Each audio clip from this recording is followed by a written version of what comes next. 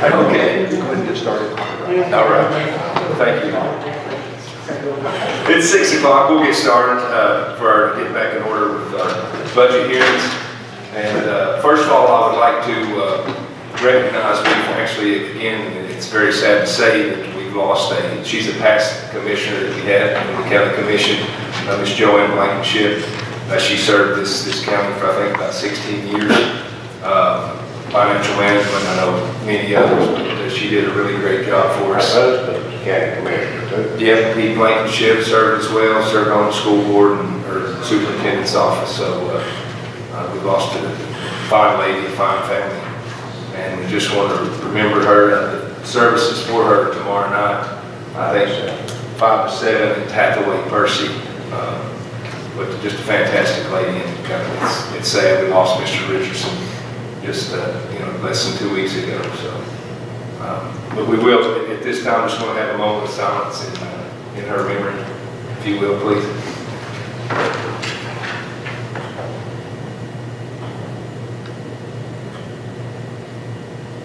Thank you. Yeah, fine. Commissioner job must be pretty good. It's tough. It sure is. But she really was. I grew up, my grandparents lived right beside of her, and I've known her my whole life. Just a fine lady, good family. But we'll get started. I think we've got a couple of outside agencies that did get a chance to come to us before. I think the Red Cross representative, I think they are here. Is that right? Lady right here. We'll let you go first. All right. And then Metlick can follow that up.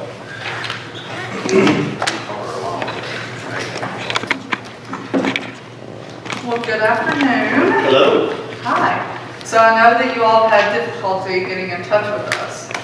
So first, let me apologize for that. And my name is Kaylin Collins, and I'm the Executive Director of the Northeast Tennessee Chapter of the American Red Cross. I've been in my role for 1 year now, and it's been a crazy year, full of all kinds of disasters. But I just want to give you a little bit of overview. So around 5 years ago, the American Red Cross did a national downsize of local chapters, so across the country. And there used to be a chapter in every county. And there were tons of audits, and it cost us a lot of money. So 5 years ago, we consolidated, and now there are only a few chapters in every state. So in the state of Tennessee, we now have 8 chapters. The Northeast Tennessee chapter represents 13 counties, all the way from Bristol, Tennessee, up to Johnson County and to Jefferson County. So a pretty wide area. We have 4 full-time staff located in Kingsport. We have 1 office off the Eastern Star Road exit. And we are powered by volunteers. We have around 270 volunteers who help us carry out our mission full-time. So disaster doesn't discriminate, disaster does not stop. And thankfully, we have wonderful staff and a wonderful team of volunteers to help us carry out our mission and to serve our clients. So that's a little bit of overview. And then as far as our lines of service, I wanted to go over the 5 lines just to touch on them. And then I can really hit on what we focus on here in Carter County. So the one service that we have is disaster cycle services, which a lot of people know us for, is responding to large-scale disasters like hurricanes, tornadoes, but what's most prominent here in Northeast is our local home fires and our flooding that we respond to. The second is service to armed forces. We continue to keep military members and their families connected, and we are always there 365 days a year, 24/7, providing that support to them. We have our training services. This includes, this also falls under disaster, but the CPR first aid, our pillowcase project for 3rd through 5th graders, babysitting courses, aquatics, those types of things. Next is our biomedical services. This is blood services that's located currently in Johnson City. As of July 1st, our blood donor center in Johnson City will close. Our services, as far as humanitarian services, will not change. We are still serving our 13 counties And we are there providing disaster cycle services, service to armed forces services. So the reason for this closure is because we were not getting enough foot traffic into the donor center, and we were not filling at capacity for our blood drives. So it was costing us more money than what we were bringing in. And then of course our fifth line of service is international, which is, we don't have too much to do with that here in Northeast, but measles, mumps, and rubella, that's a big initiative that we have going on across the world. So those are our 5 lines of services. So let me touch on what we are requesting for. We put in a request for $4,000, and this will fund disaster cycle services and our home fire campaign. Disaster services, this includes responding to local home fires, localized flooding specifically as well, and this helps us respond instantaneously once we receive notification from the fire department or police department. And we have 2 or more volunteers who respond to each disaster after receiving official notification. And we have what are called client assistant cards. These look like debit cards. Our volunteers are trained and they assess the situation to see if the living arrangements are livable or non-livable, how many people were involved in the disaster, what day of the week it falls on depends on the allocation amount for the disaster. So if it falls on a Friday, the family is more than likely going to need a little bit more money to get through the weekend. After we assess that, we give the cards to the individuals. We urge them to use this money for shelter, food, and lodging. Clothing, shelter, and food. And they cannot use this on alcohol and those types of things. And then after, a few days later, we have follow-up caseworkers who work very remotely to make sure that those immediate needs are met. And let's say, for example, we've had some instances where a gentleman's tools got caught in the fire and he could not continue to work. So we're able to make some adjustments to get him a new set of tools so that he could start back to work to get a source of income back. So this immediate assistance allows us to provide, to get them back on their feet to a sense of normality, and also to get the kids, if they're involved as well, back to school, and to get clothing on their backs so they can get back to school as well. And then flooding, we handle those the same way. And recently we've been in a big flood zone, so knock on wood, let's hope that stays on for a while. And then of course our home fire campaign, this falls under disaster as well, is where we go door to door and we install free smoke alarms throughout the year. So some of these campaigns are where we just go out knocking door to door. Lots of it we get telephone calls from individuals scheduling these appointments, and we go in, look at the homes, check current smoke detectors if they have them, check the batteries if they have them, and we install free smoke detectors. And we also help them create home fire escape plans. We go over any other disasters which are prominent in this area, such as tornadoes and flooding, to make sure if they live in a mobile home, they know where to get to, where to evacuate. So we want to make sure that they're not only educated on home fire safety, but also on any other disasters that could occur in this area. So we work hand in hand with the fire departments as well with that initiative, but we have a wonderful team of volunteers, can't brag on them enough, who really herd together and push forward throughout the year. They go when it's snowing and they install these smoke alarms, and it's really a wonderful thing to see the lives change and just homes made safer. And with that campaign nationwide, we have saved over 500 lives. And that has been tracked by us installing. We had to install the smoke alarm specifically, and we have to make sure they were alerted by the alarm, not by a dog, not by someone yelling. So this campaign is really working. And that's just an overview, and I will take any questions that you all have for me. Questions from Ms. Collins? The money you receive in, does it get going on a big pool from us and other 12 counties? No, so if you will, I don't have it in front of me, but we put in our budget for FY19 what we're projecting for Carter County, and it's about $24,000, it's a little over 24 grand. It's a single page. It looks like, yes, Third from the back. 24,334. That includes the materials for us to be able to go install the smoke alarms, and then also to respond to disaster lines as well. And on the cover sheet, I put how many individuals were assisted, how many incidents there were through FY 18-19, and how many individuals were trained through our preparedness as well. So that money, because you are allocating it towards DCS here in Carter County, that will go back to Carter County.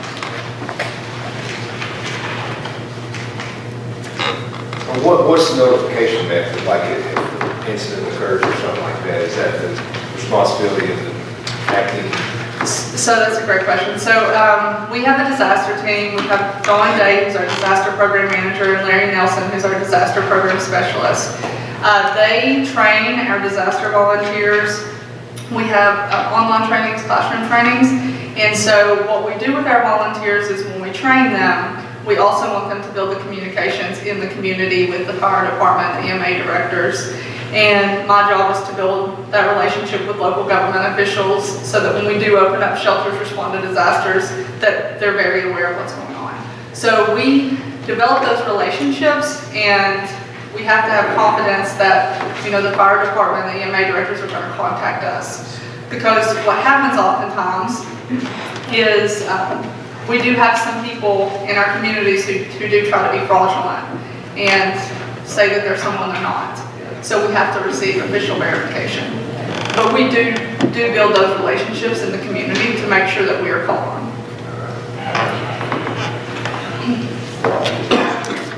Anything else, Ms. Collins, any questions? And I know that there had been some difficulty getting in touch with us, and I brought my business card. And I just want to share this with you. Please feel free to pass along our information. If anyone you know, or if you all need smoke alarms, we would love to get you all on the list, or someone you know that might be in need. We really focus on at-risk communities, but this is for anyone of socioeconomic status. So that's what I love about the Home Fire campaign. It's really phenomenal. Yeah, well, it sounds like it's working out. Saves lives. It's really working out.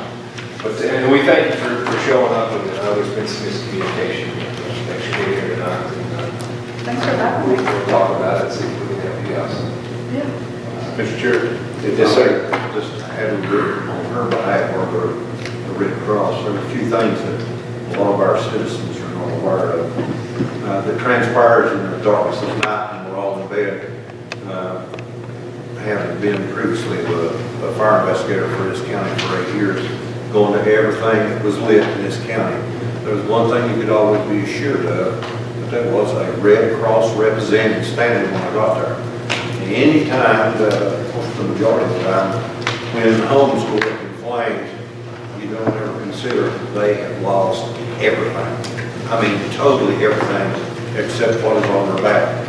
And the system that the Red Cross has set up and their representative allows them, and they make arrangements for them for a place to stay. It's either 3 or 4 nights, unless there's other circumstances which they will modify. But it also gives them purchasing for clothing and essentials to where they can get them into relocation or get them started back. The second important part of it, you know, a lot of the public don't consider, is the Red Cross with the military. Keep in mind, we now have a unit out of our county that has been activated overseas. Being retired from the military, I know that you don't do anything going to home or home going to you when you're at a base, or whether you're overseas in a war or conflict or whatever, unless it goes through the Red Cross. Every admiral, every general, everything, you can come and tell me your granddaddy died. He said, well, I'm sorry for you. Give it a slip of paper from the Red Cross. And it will work. But they have such valuable tools for the benefit of the people in our county. You know, it's irreplaceable because it's really well used. And I appreciate you. Thank you, sir. And just to touch on that, like I said, we do have more staff. I feel like we're a pretty well-powered workforce. with what we have. And our Service to Armed Forces Volunteer League, he actually is basically full-time, but he is a volunteer. So we often promote our volunteers into these lead positions once we give them the specific training they need. He's former military as well. And he was a great fit for me, great fit for the program. So he is my right hand when it comes to the military component. So I just want you all to know, it's not just about our staff. Our volunteers are fully vested in the Red Cross mission in representing our 13 counties and helping our clients. We have some wonderful volunteers here in Carter County I cannot say enough about. So I am very thankful for them and the work and dedication that they put in. And you know, we get calls at all hours of the night. So without them, we couldn't do it. And just want to give credit to them. All right. All right. Okay, sounds good. Thank you very much. Thank you all. And before the representatives come up here, I want to kind of clarify, and sorry for kind of moving this meeting or trying to get it at 5 o'clock, something come up. We were scheduling it a week ago. If I'd known at that time, we wouldn't have had this whole conflict. So apologize for that. I thank Daddy and the county attorney for verifying. We're not wanting to try to break any open meeting laws or anything like that. So, and sorry if there was any conflicts with schedules. So just to get that off the chest. So we've got the net reps and representatives there. Ms. Alicia, I think. Good evening, and thank you all for the opportunity tonight. I am standing in for Mitch Miller. Mitch is down in Florida visiting with site consultants, and just so y'all know, that's a key component to marketing our local properties too. So hopefully he'll come back with some good leads. Excuse me. Mitch asked me to talk to you a little bit about some of our recent activity. So I'll start right with that. So we're representing Carter County on items such as the Blue Ribbon Task Force, regional chamber discussions, and regional brand and naming initiatives.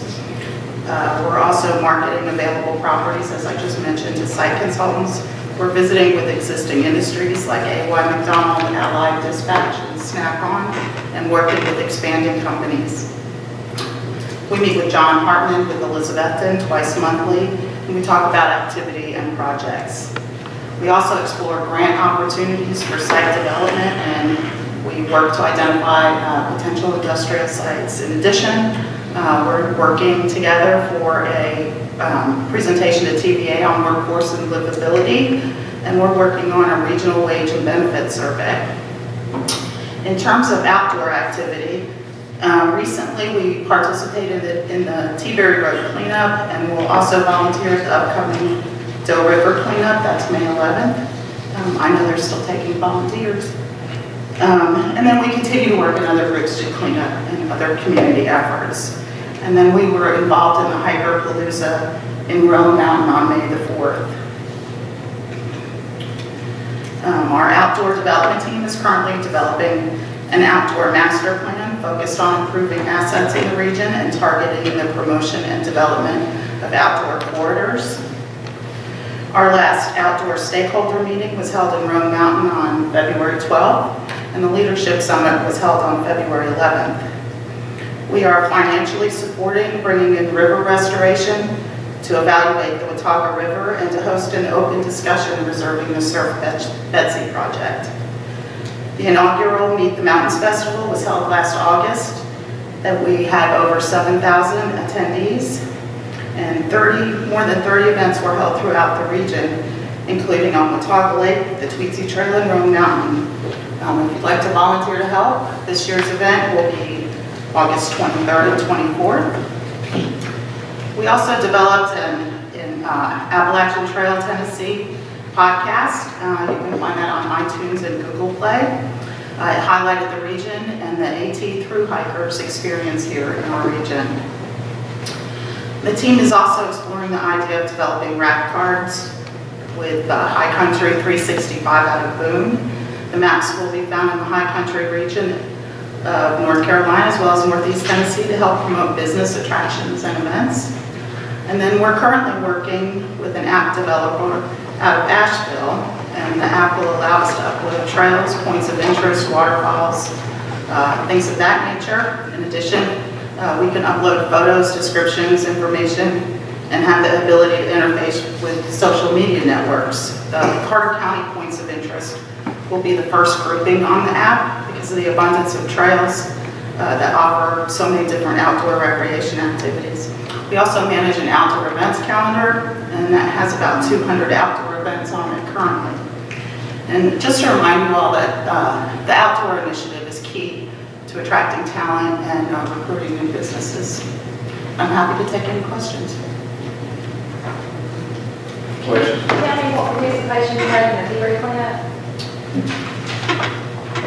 I don't think I can go into detail, I'm but I can not send sure it. I've seen anybody there at the Dairy Cleanup. I know that Erica Malpass and Kayla from our office, along with Michelle Black, they volunteered on the cleanup. They were at the cleanup? Yes. There'll also be the upcoming Doe River cleanup. And what were their names again? Erica Malpass, that's Malpass. Kayla, Kayla Carter, I do not see Kayla there. and Michelle Black. Kayla was not there though. And you said they did participate? Yes, They Saturday. Kayla was not there, I didn't see her.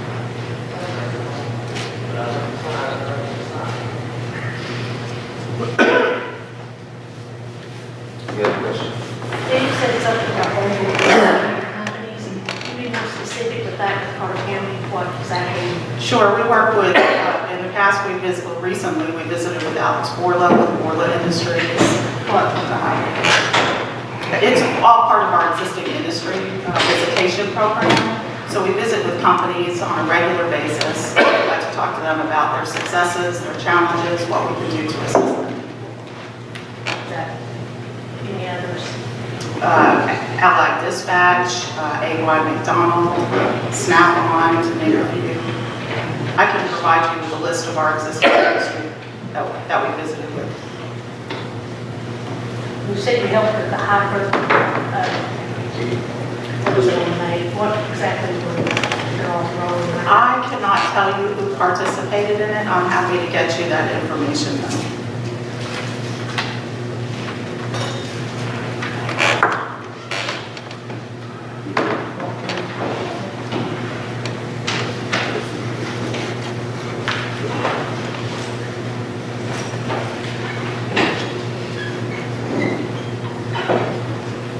As far as your budget goes, I was just, the outdoors line right there, and that's, I think it's, I don't know if you got that information, or this was submitted to us before, I believe.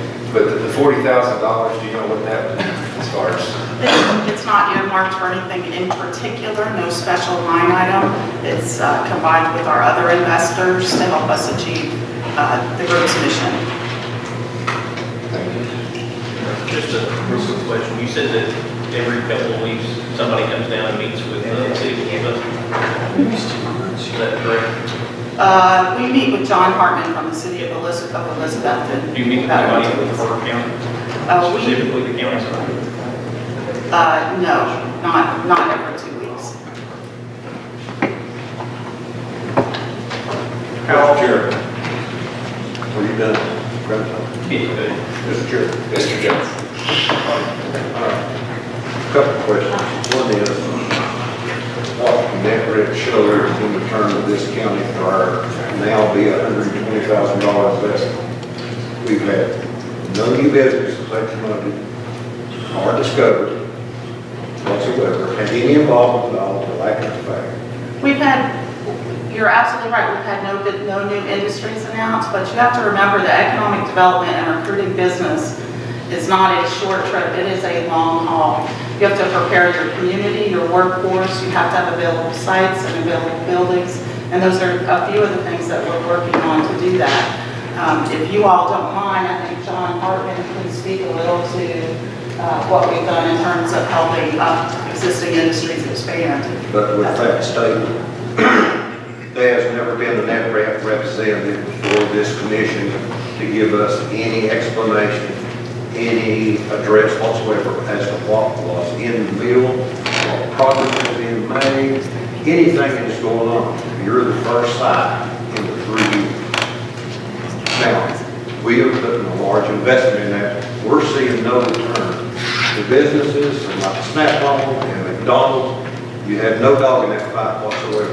It was done locally. So, what did you do for Exactly. $20,000? And we work in partnership with the economic development folks in I don't know. Carter. What did you do? We're giving you money, not your partners. We're giving that rep the money to do that reps in this county to help us develop. What have you done? We worked with A.Y. McDonald on their expansion. At the tail end when it's all, No, sir. oh, okay. So, other agencies that were involved and the people that personally were involved were totally incorrect in those rest of this commission. I have not spoken with the other agencies that were involved. Okay, fine, fine.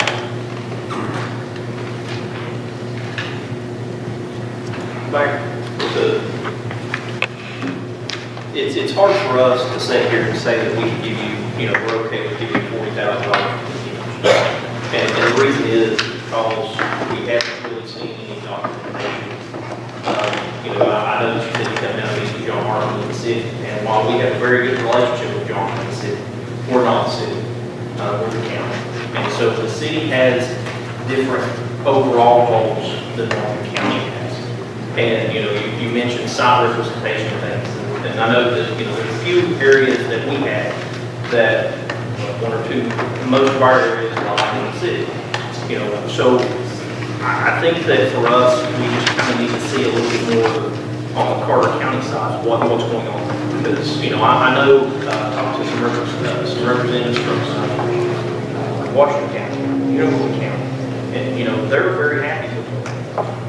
They're very happy with what they see. I had an individual from Unicorn County tell me that they see you all pretty often, and they with your rep, their representative there. But it just seems like either we're left out, no documentation ever gets back to us, until maybe after the fact. And so that kind of really puts us in a bad situation. You all can be bringing in this multi-million-dollar establishment. But if we don't ever see it, then we don't ever see it. We're paying anything for $40,000. I know that it was explained to us up front that it's more of an economic piece. It's more of a regional economic piece, and that takes a little long to get going. And I understand that, and I think most of these individuals do. But if we don't ever get to see any of that information, other than just what's shared through the news media, nothing personally done here, it really puts us at a disadvantage whenever it comes to these meetings and making decisions.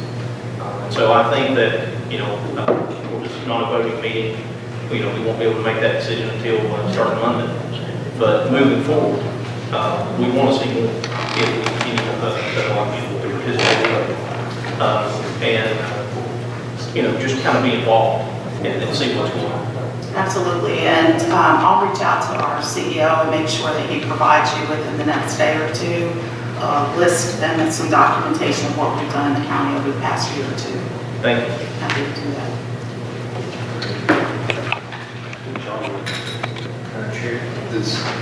We'll let Aaron go before he wants to. How is Carter County positioned in the advertising for the area? Are we set up as more of the backyard to go live in Johnson City, go live in Sullivan County, live in Washington County, but this is a cool place you can go hang out? No, we promote all three counties, Washington, Carter, and Unicoi County equally. I can also tell you that I visit with site consultants on a regular basis, and what I present to them are available properties. They're not interested and frankly don't care what county those are in. What they want to know is what the buildings are like, what the sites are like. So to answer your question, they're presented right along with everyone else's properties, Washington, Carter, and Unicoi County. I might also mention, bear in mind that if we have an announcement of a new company landing, a new industry landing in Washington County, Carter County folks are working there as well. And it's not just Washington County, and that was the premise behind the Northeast Tennessee Partnership, that our organization and the folks that work in those three counties work cross county lines all the time. site consultants don't differentiate between county lines. They look at a region collectively, and we promote it as the Johnson City MSA and not an individual county. Does that mean we get part of the tax base and just we work on it? I'm sorry? Do we get a part of the tax base and your statement is that we have part of counties working over our everything is going in Washington County. Did we get a part of that tax base over here? Not to my knowledge. That's right. I think that's right. We're putting that, but not getting back. Can you tell me what's in the pipeline for us right now? In terms of, Just anybody does anything. I can provide you some documentation. I'll make sure that Mitch provides documentation to this committee. Let me mention this too. I spoke to Mitch last night about 9 o'clock about having some representation at this meeting. He told me that he's in Florida, which, you know, is accurate. And of course, we may not have much time to prepare for this. I know we've directed some tough questions at you. But we certainly would like some accountability and just to know that we've got some stake in the game and we're certainly part of the team, you know, so. But we thank you for being here, sir. I will offer up the Net Rep Outdoor Task Force, which met at Bays Mountain on April the 20th. There are 8 counties that are actually involved in that initiative, and we are trying to market ourselves as one of the destinations for tourism. I would strongly recommend, and I think I spoke briefly at the Hyperpalooza in Moon Mountain on Saturday with Mitch. He was there. If the committee does make some decisions, we need to hang on, maybe not for $40,000, but a portion of that so that we are still part of that tourism initiative. There are a lot of things that are coming that they notify us of. There's CIS graphics that are involved. And as Director Schutler will tell you, those particular entities are not inexpensive. There's a whole lot of other initiatives and things that are happening through that task force. So just caution us, and I'm sure Alicia will get Mitch to get back with us on these, but I think it was all on the front end known that Carter County would be certainly one of the places that folks would look for tourism. In fact, if you look on the NetRep brochure, most of the pictures in that brochure are of Carter County.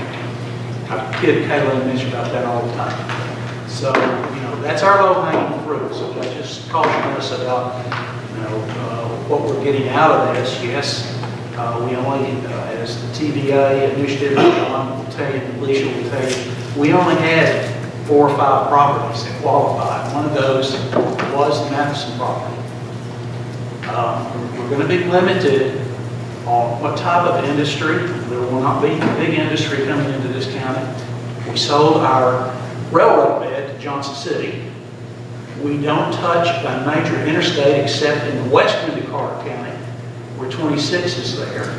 So we've got some things that we need to position ourselves in what we can actually call our crown jewel, and it's going to be the tourism industry. So we need to partner in some way with them to continue this type of task force initiative. Thank you, Mr. Sir. Smith? Ma'am, is there any way that you could show for every dollar we give you what Carter County gets back in return? A comparison, I mean, most agencies can tell you, like, you know, for every dollar in the grant that I get, it saves the county, you know, $12. And I will get with Mitch and have him send you all a return on investment schedule as well. Alicia, one more thing. We don't like to call ourselves this, but we are a veteran community. We have people that leave this county to go to Sullivan County or Washington County or Unicoi County, or some of the counties in North Carolina.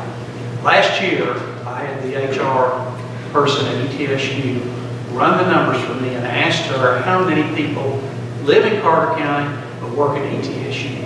One business, 278. So we have to think about those types of things, about what's in Washington County and who goes to work there, but hopefully spend not only their tax dollars, but their retail dollars in our county. So, you know, we need to, at least I don't know how you all do this, instead, Hipple is gone at ETSU, but how many times do those dollars come, payroll dollars coming from people who work in Washington County, live in Carter County, how many times those dollars turn over to Carter County? That's an important ROI. I mean, for me, I've worked 25 years, and of that time, only 2 years of that have been in Carter County. Every other year I've worked in Johnson City.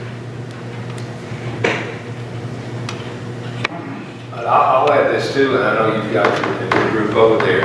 I think your VP Finance, Ryan Chupa, he's a Carter County native. I know he's kind of got roots in Pennsylvania, but I grew up playing Little League baseball with him. And of course, Kayla Carter, she worked for our county in the tourism aspect for, you know, a couple of years.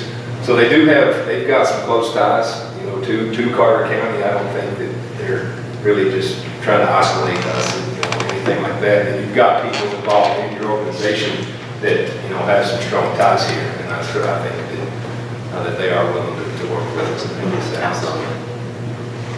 Anything else for Ms. Summer? What's, Elizabeth is 35, we get 40.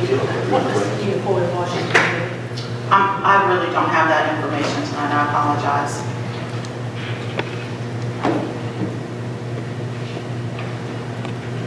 Does the city of Elizabeth, they contribute to that? They get 35. Mr. Hart? Mr. Chairman, I just kind of want to speak to some of the activities that NetRep has been involved in. A.Y. McDonald, as was mentioned earlier, that project. Alicia I would give her sole credit for being able to process and help A.Y. McDonald through the state incentives process. They probably would not be getting the amount of dollars they are getting from the state if it wasn't for NetRep to make that improvement in that manufacturing facility. The resources regarding workforce and investment in databases and information like that, which is valuable for us when we have companies who are looking at Elizabethton and Carter County they want to know very specific information about what skill sets do those people have. And that workforce data is vitally important for us to be able to communicate and help recruit and retain industries here. To the point of, well, what has NetRep done? Why haven't we seen business come in the last 3 years?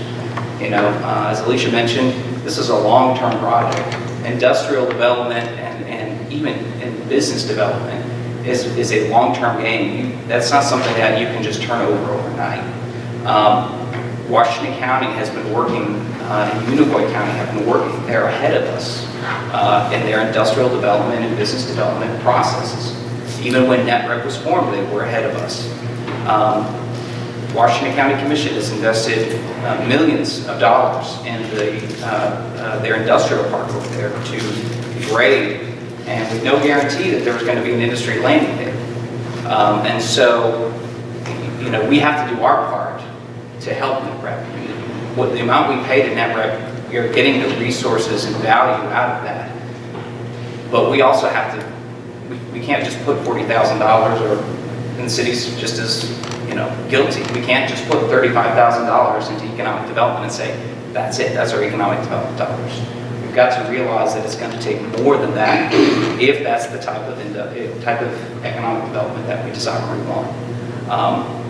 So I would say, I know Alicia's very modest and doesn't like to toot her own horn, but you know, I would say that NetRep has done a substantial amount in this county and provided resources for us. And I think over the next year or two, we'll begin to see more and more of that come to fruition. Co-Starters, another program that we just finished up. We had a company business in Hampton, Tennessee that won the competition. NetRep helped pay for that program to come here, and that helps benefit both Elizabethton and Carter County. So I would just strongly encourage you to, you know, there's some concerns and that are well taken, and I think Mitch will take those under consideration, but on my behalf, I would encourage you to continue to fund NetRep. Thank you. Anything else? Anyone? Summers, we thank you for coming out. I know it's short notice and we might make it tough on you, but we just know that we want you here working for us and helping us out. Great, and I'll make sure that Yeah. I follow up with you in the next day or two and get that information to you all. Please, and mention when we did speak, I think he decided that he may be available for our Monday night budget meeting coming up this following week, and I asked him if he could be part of that. Perfect. So maybe able to answer some of those questions for us then as well. Thank you. Thank you for being here.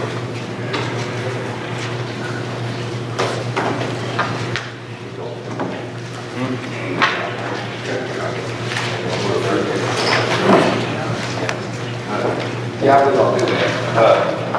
I tell you what, I'm gonna have to take off to make my obligation for this evening. I'm gonna turn it over to our vice chairman, Mr. Grindstaff. If you wanna take just a couple minute break, or we can just continue right along, but certainly I'm gonna have to excuse myself, and we'll be here Monday night for our regular budget meeting. So thank you. Yes, thanks. Good luck.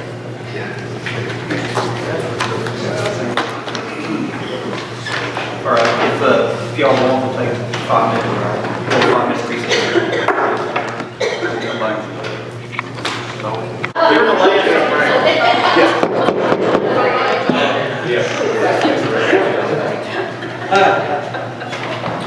During the last hearing, we went through outside agents.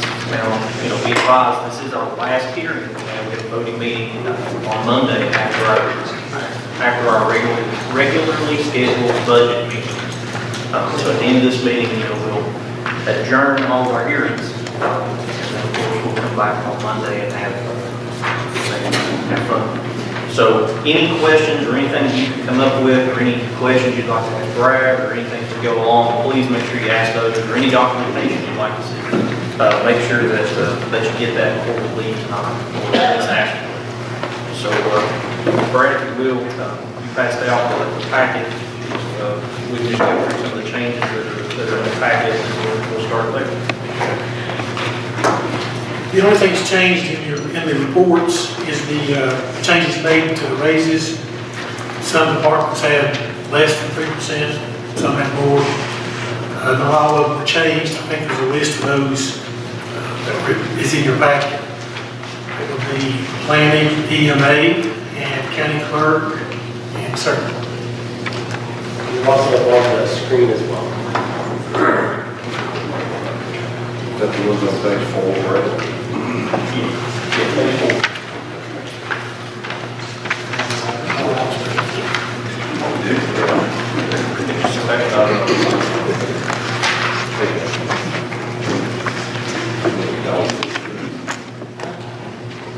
So, inside the way, county clerk circuit didn't ask for any left in one, is that correct? And we currently stand at around $133,000 to balance the budget, short in the budget. And last week I said that, I mentioned that we could use some prepaid for voc rehab. Well, that's not actually true. We have to use that for 18-19. So those funds aren't available. So we're still at $133,000. And that includes the changes that were made to the outside agencies last week. So if we were to do 9%, can I bring back from COLA? Right. Take the whole annual cost, you take the whole 40,000. Right. I'm very positive. Is it that they wanted an increase of 4,000 from their 2013 funding, is what it actually says on there. So they want an increase of $4,000 from their 2013 funding. Yeah, a total of $4,000, which is an increase from the 2013 funding. Oh, okay. Yeah, Sorry, misread. yeah, they're asking for $4,000. Where's the remainder of the funding coming from for them? Because it said they needed like 24,000 for the county. Is it coming from Fed or? I think most of their stuff is donations, but I think that they receive money from like their headquarters and federal office. Okay. Because I was reading read through their budget, the little sheets.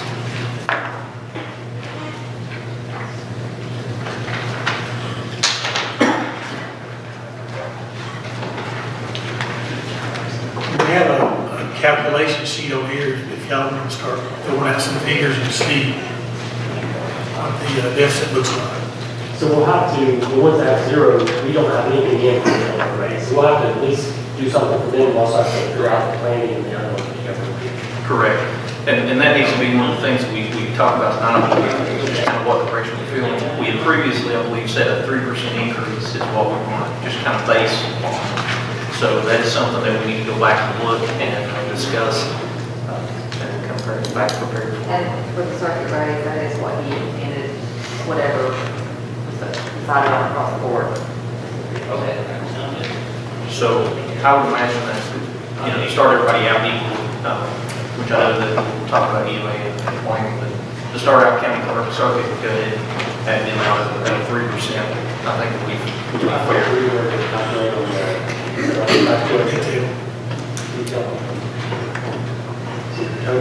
fair. All funds.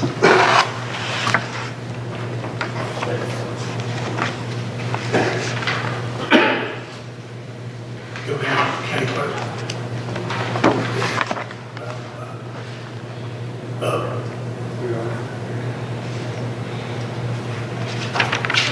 We're not to 4 years.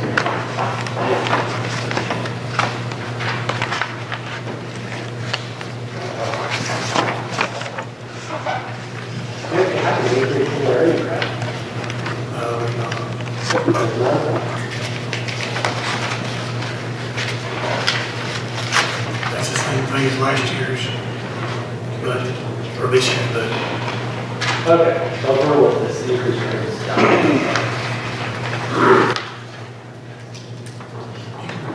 Just go on that same way, time 103.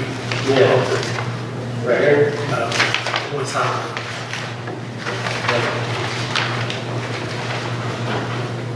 Maybe one call that I would have figured out. You can just do it on the end. Do what? Just do it on the end.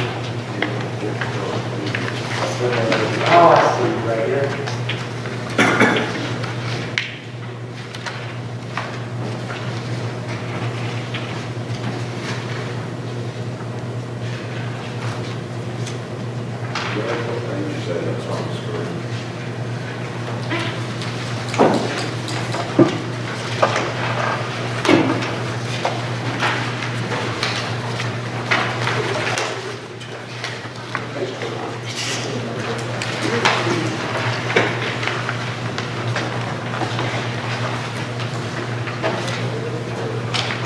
The county clerk's budget is page 12.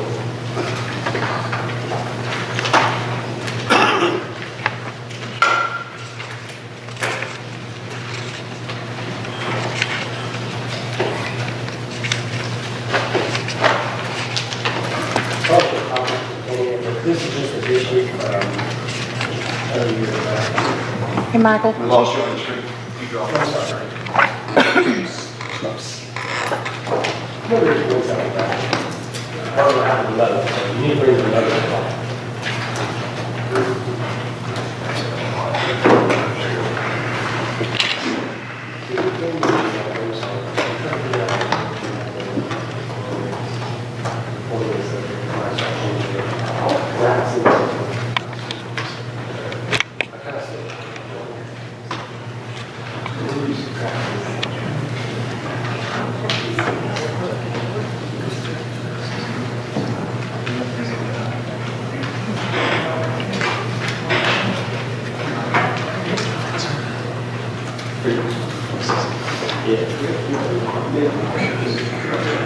I went ahead and did it with you. That was, yeah,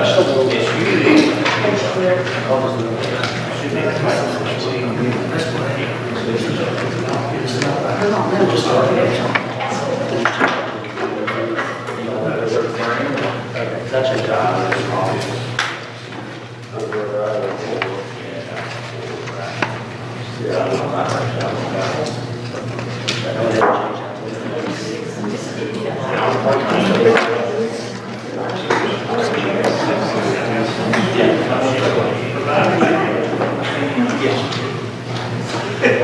So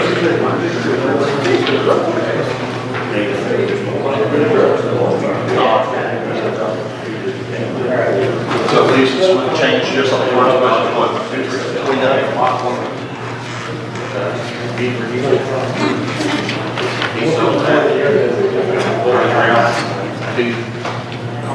Try to figure out years ago, one of the six, and then we had last month, was driving. 199 to 96.55? So just the 196, so it's a $5,799 basically. That's, so 65. So what other department was that is circuits right now? Next one. Oh, it is.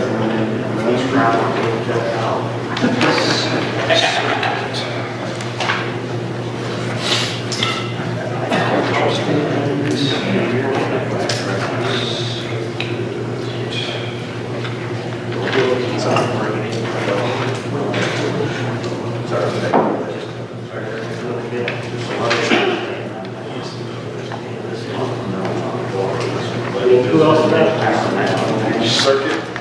Is it the one you just did? Email thing, those, Yeah. those are the three most So Tim, what do you think would be, bottom line?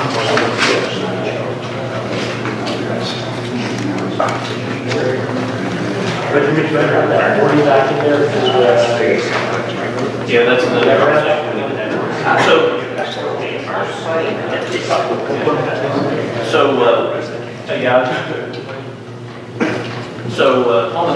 On the last meeting, we were talking about, on the last meeting, we sat down and we talked about outside agencies. So right now, the sheet doesn't reflect the Red Cross increase, bringing their monies in, and it does not reflect anything with net records. We took them completely out, correct? So we need to have a tentative discussion on what we'd like to see. What's not in the Red Cross and what else? The Red Cross and net record. And that'll allow us to get our figure right now. Our bottom of the line. So can you pull up the outside agencies?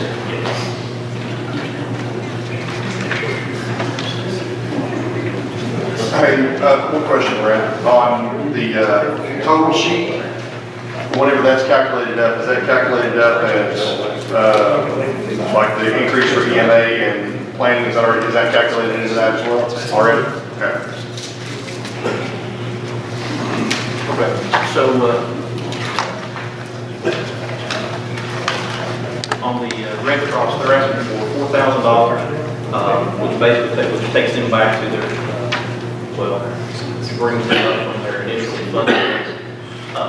What are your beliefs and feelings on the $4,000 for rescue? I mean, I think that I'm okay with it. I mean, they do a lot in the county, they've got the numbers to back it up, to show the times that they come in, they've got the exact numbers of people that they come in and put smoke detectors in for. The only reason they didn't get their money in the first place is they didn't tell us that they moved. Correct.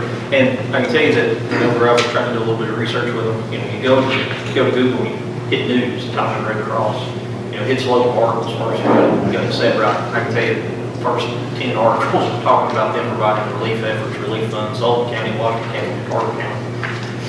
So, we'll go ahead and put their $4,000 in for their funding. So I'm going to scroll back. He's got to scroll back.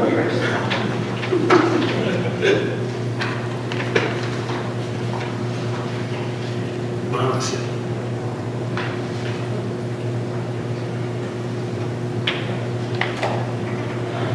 Really probably should have put that right up here in case he decided to do it. Yeah, that as well.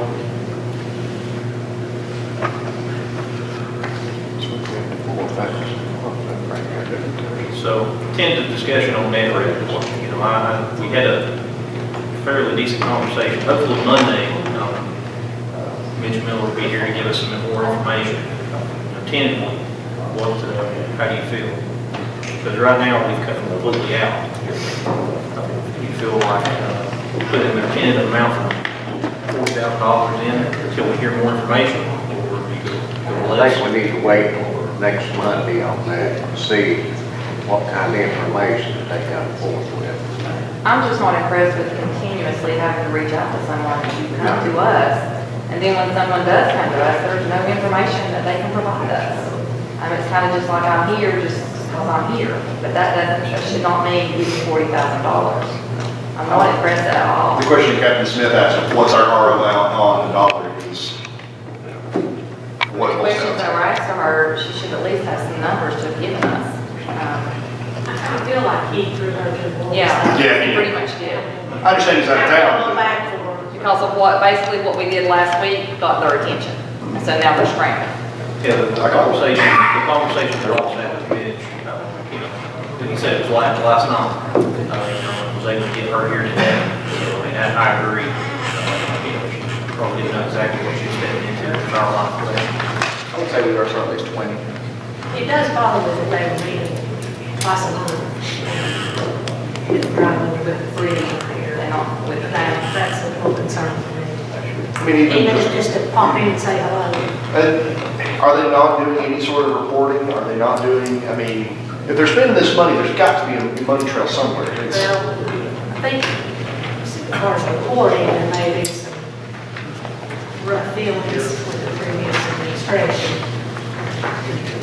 Had been trouble working with them, but that's not the case now, so now. Well, we asked our office holders and department heads to come present a budget. They show up and present a budget. We're gonna give somebody $40,000 and we can't even get them here to talk to us. And then when we do get them here, it's at the end of the hearings and we're scheduling them back in, and they should have been at the very first hearing that we addressed with the outside. Sure. Sir, I can't, last meeting, I think you had something in your package.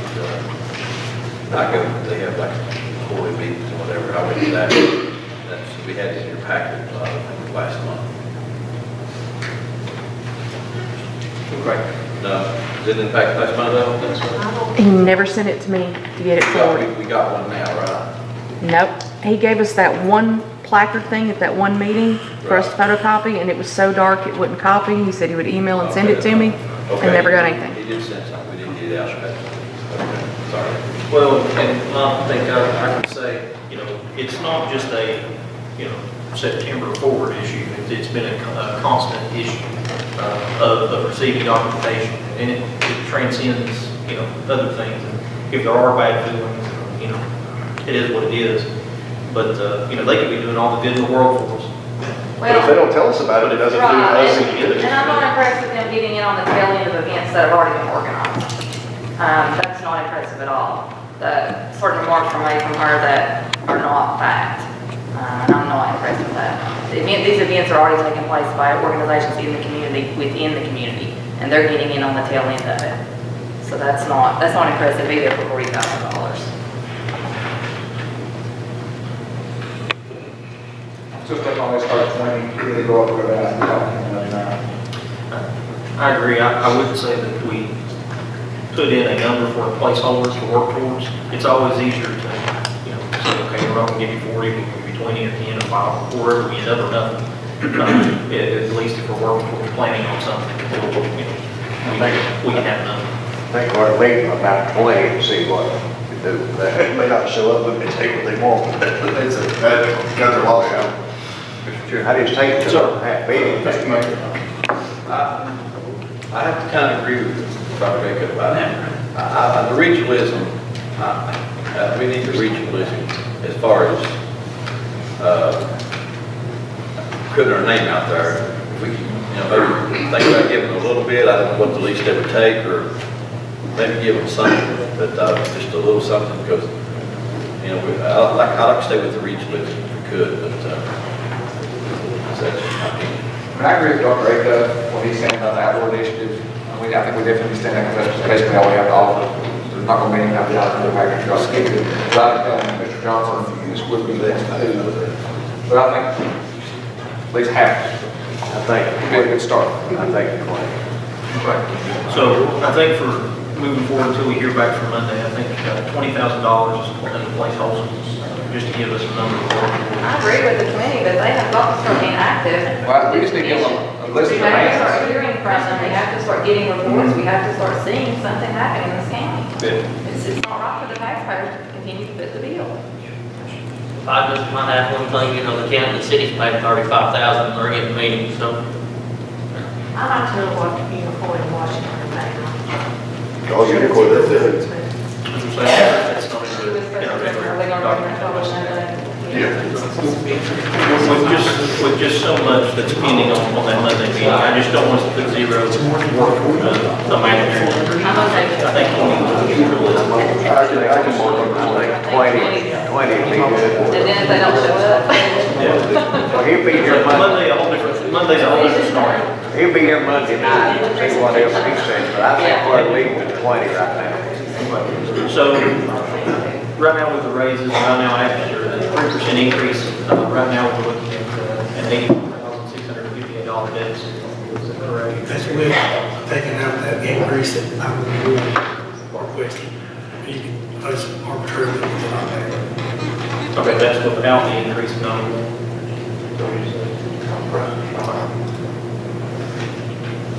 And you remember about 911, they got a $10,000 bonus in the middle of the year for their employee there, so you're starting with those increases.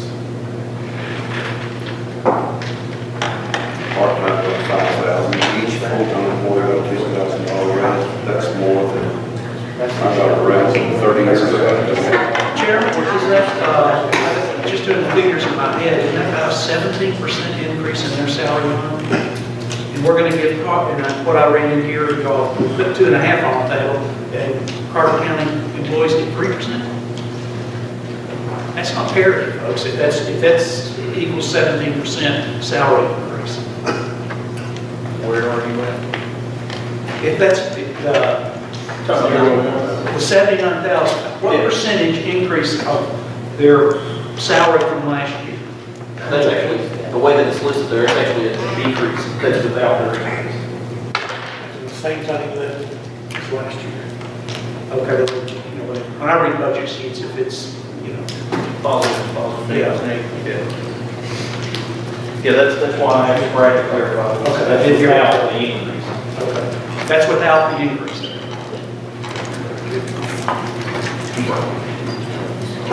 So, Good, we'll let you vote now. So they still have to get bonuses.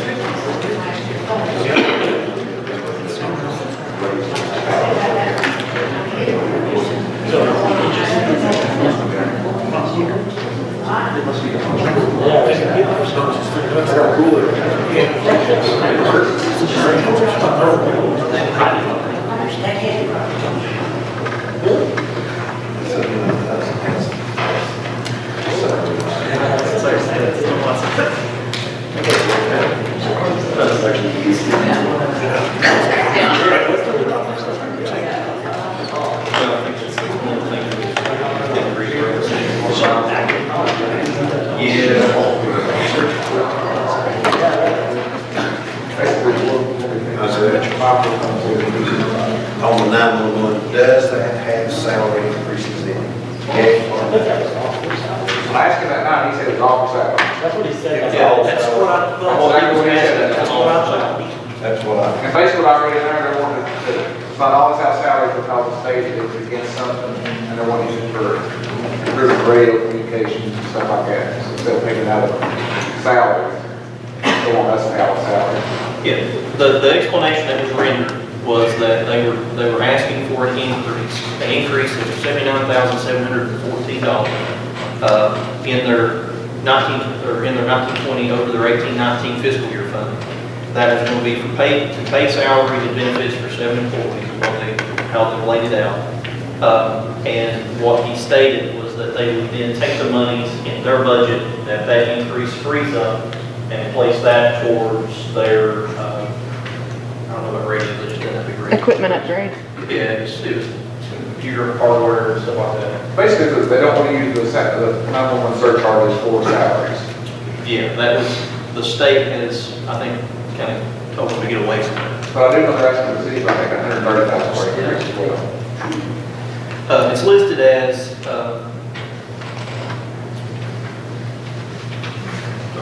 it's listed as 2 supervisors at $104,622, and then 5 telecommunicators at $173,110. It is listing what they, what Carter County salary, or what Carter County pays for salaries and benefits for 7 employees.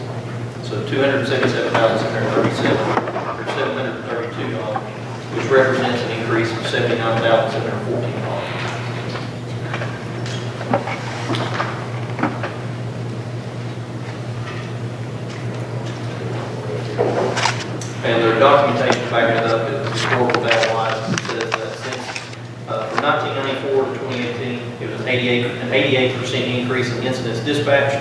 And then from 93-94 fiscal year to 18-19 fiscal year, an increase of $134,758 over 26 years. His statement was, we're losing an employee for higher paying jobs, but we've got employees here who are well underpaid as well. And keep in mind, for what Carter County pays for, we pay for the Sheriff's Department, Volunteer Fire Department dispatch. That's $203,663. 1890. City of Watauga pays for their law enforcement dispatch.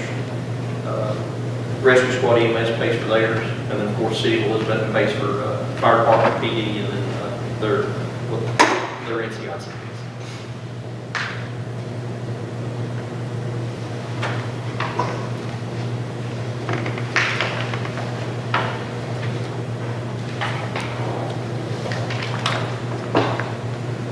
So are we just shifting money around for them, or they're actually fully requesting the 80 grand? They're fully requesting 80 grand. They're requesting that $79,000, $79,714 as an increase to their funding level. What was the original funding level? Sorry. 203,663. Thank you. Thank you, sir.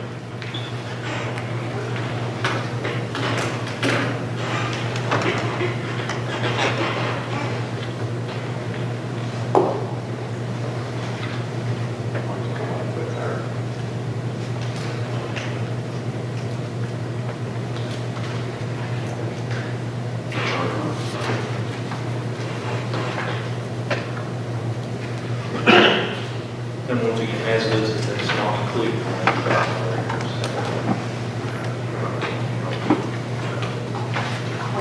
As listed, that's not including the $80,000 increase for non. That's what you're saying, that's $84,000. Okay, I see.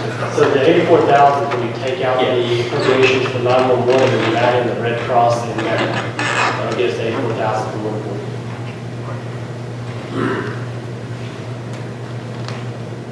So if we decided to give them 50, we just, I just swap that. Yeah. I see your, I like it. You're good. Any more, that's a large amount of money. That's a large increase. 39% of the regular funding?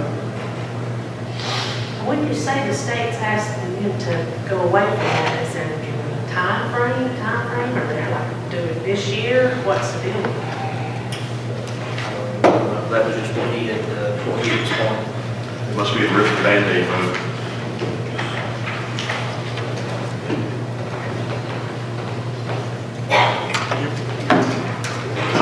What he explained. The surcharges were more for equipment, supplies, things of that nature, and all for buildings. And I understand that, but summarily, why didn't there, I mean, it's like we can take,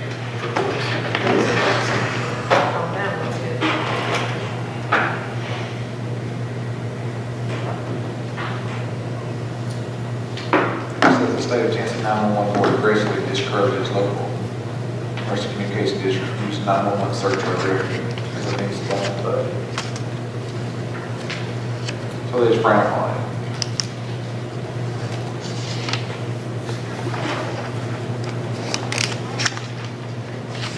I probably do think the school system frowns upon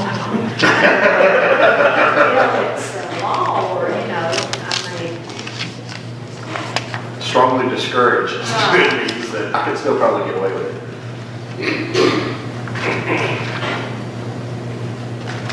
So as of right now, leave that out, leave the increase out.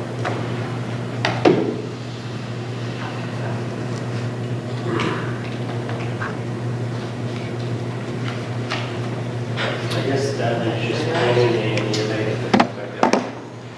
So, yeah. Leave it out. Leave it out.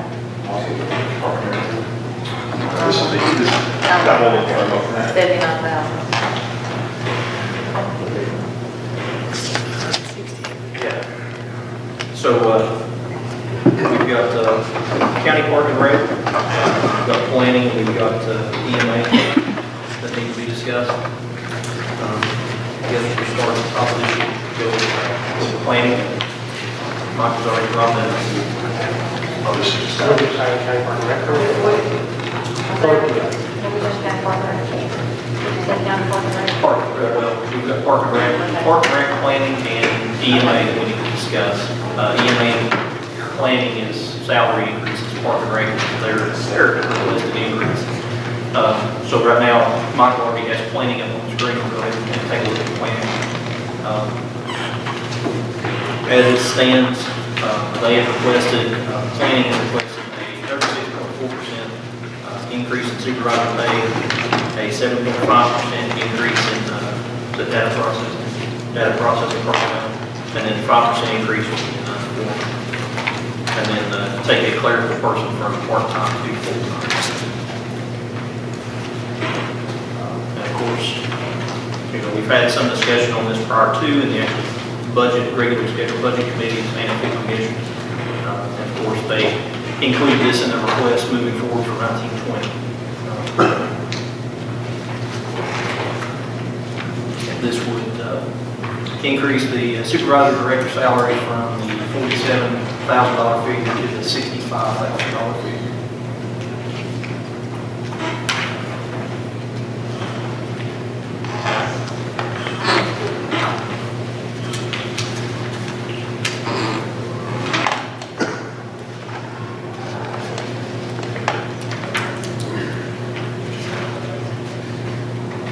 Is there, Chris is here. Is there any questions or anything that you all have?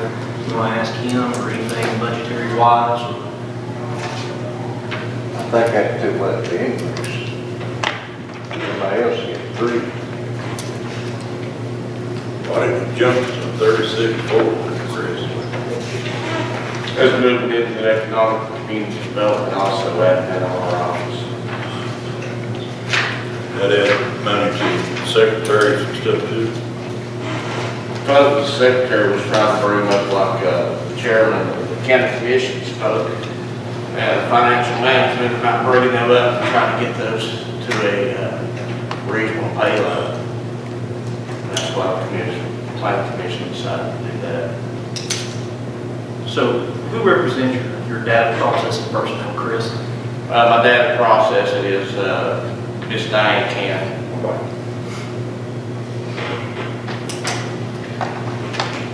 The increase for her was what?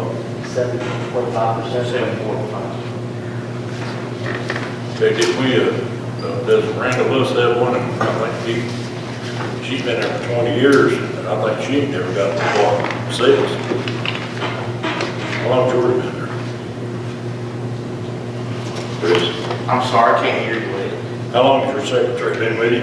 About 17 years now, sir. Okay, Randall Lewis has got one, been there 20 years, and she hadn't had one in over 20 years, and it wasn't 6 months. That's quite a bit of a jump, you know. I mean, you know, you need to be fair across the board with this thing, you can. It's 36.4, it's, I just can't see it. Is that right, man? You hear? I couldn't hear you. This raise for your secretary, is that right? In 20 years, she's had what?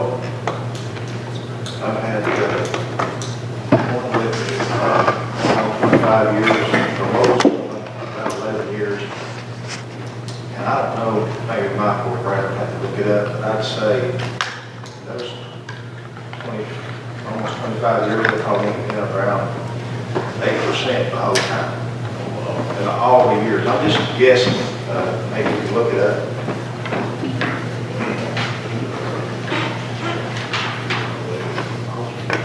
Thank you. Breakfast average, pay for your, you know, pay What's the period?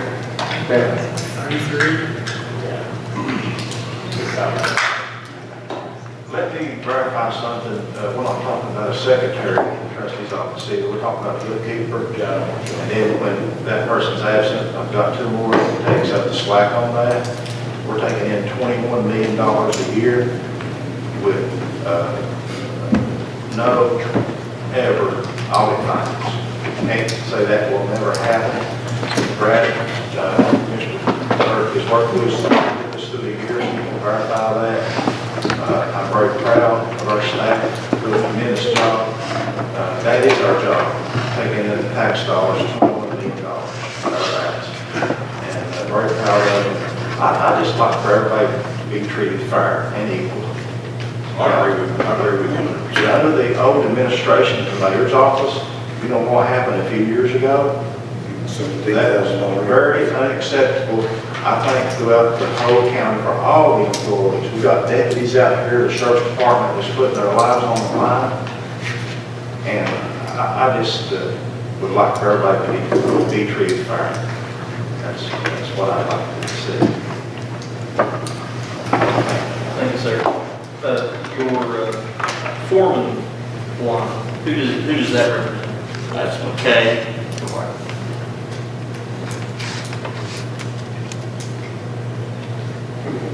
Chris, do you have any economic development certifications or anything? Not certifications, no. Unless you count our Snap-on deal. The other one was getting ready to come in. Would you be willing to go take classes to be certified? Economic development. Yeah, no problem.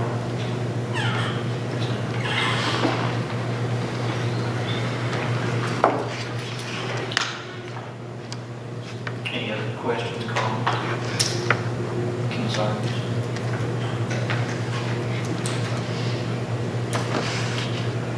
I mean, I'll say like I said previously, I think everybody knows where I stand. I don't think it's fair to devalue employees by such discrepancies in pay raises. We have to be fair, we have to be fair to the department heads. Yeah, the department heads should be making a little bit more, but they should be making as equal as everybody else across the board. I agree. We can't compare our counties to what other counties make. We just do not have a revenue base compared to any other county to pay these kinds of salaries. It's just not feasible. It's just not. If that was the case, that shows that every employee in this county is underpaid. Every deputy, every office holder's staff. We're not paid to the right amount. But we have some loyal employees here that stay with us, and they deserve to be rewarded.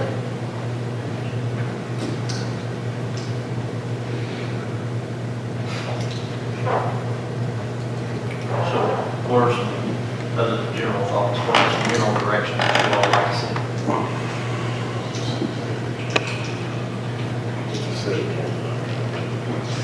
Reduce it down to where it's at, include them in on 3%, or leave it where it's at. I think that's too much of a raise for everybody.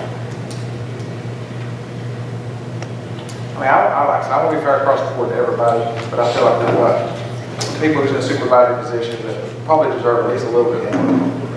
I mean, Chris, Michael, Shannon Burgett, Shannon Posada.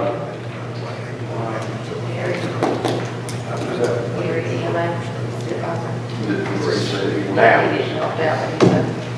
did you know how much of a raise they got last year? 2 pennies. No. They was making them at 36 or 38, and they went up to 47, because the federal come in and said we had to raise it. And we raised it 2 years ago. And then we raised it, and then they said we didn't have to, but it's too late, they didn't give it to But to be us. fair, They took it up to 47. most people made around 43 to 42, and then went to 47. The only person that went from 30,000 to 47 was the animal shelter. If I go to 47, that basically takes you out of overtime. Yeah, which we were, yeah, it makes us exempt from any comp time or any overtime, essentially. And like you were saying, there was a rule, and we may have jumped, the commission may have jumped on that one a little too fast, because it ended up not going down and being approved by the president. With that being said, not everyone was from 30 to, it was usually, the average raise was about a $3,000 or $4,000 raise for them. Only one had a $17,000, $16,000 raise in everything else. And I know she works overtime, because Shannon does. So it probably balances out now.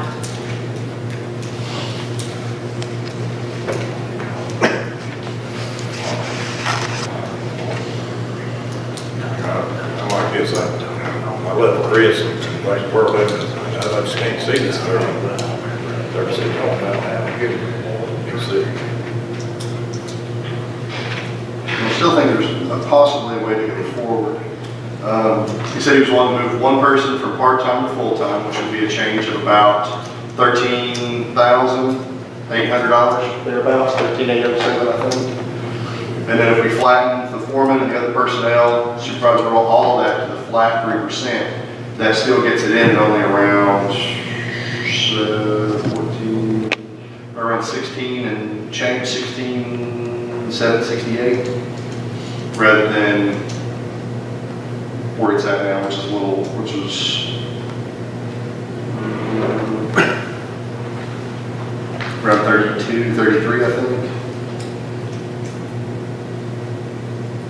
No more than that.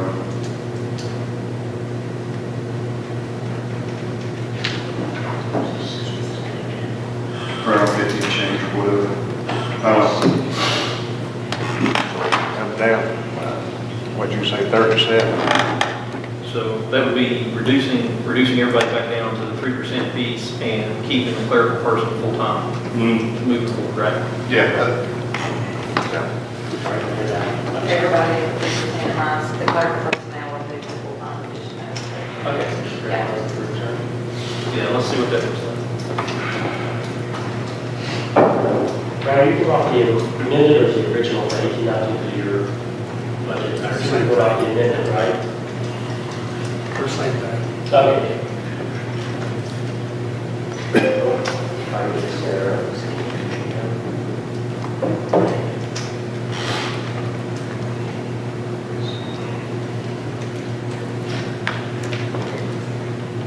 Actually, should be going off of the column A there. Your column A? Okay, so your actual, okay.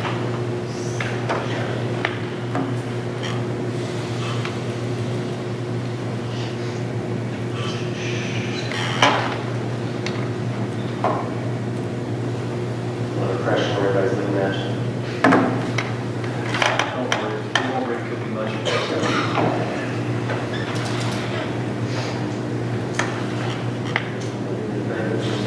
Definitely need to set it somewhere, we'll make sure we calculate. That was just stay at 25, right? It should have to be 3%. No 3% addition onto that one, that one just stays flat. Yep. Part-time. That one does that, right? 'Cause I thought we were doing part-time and full-time, right? Yep. And so that would, I need to zero this one out and zero that. So the part-time, you have an actual budget? were you adding another part-timer as well? Yeah, we're gonna keep one part-time, right? Yeah, keep the part-time requisitions will be another additional full-time building stuff. Another part-time to the. Okay. So everything should be good, right? With the other salary. Yeah, we think good at that. And why is there switching boards? Is that because I'm person in it? Isn't that two employees that, other salary employees? Yeah, 2 employees. So there was no big raise on that one, was there? It was already at 3%, wasn't it? Yeah, she, right. Bring them to the total sheet. Do what? Go to the total sheet.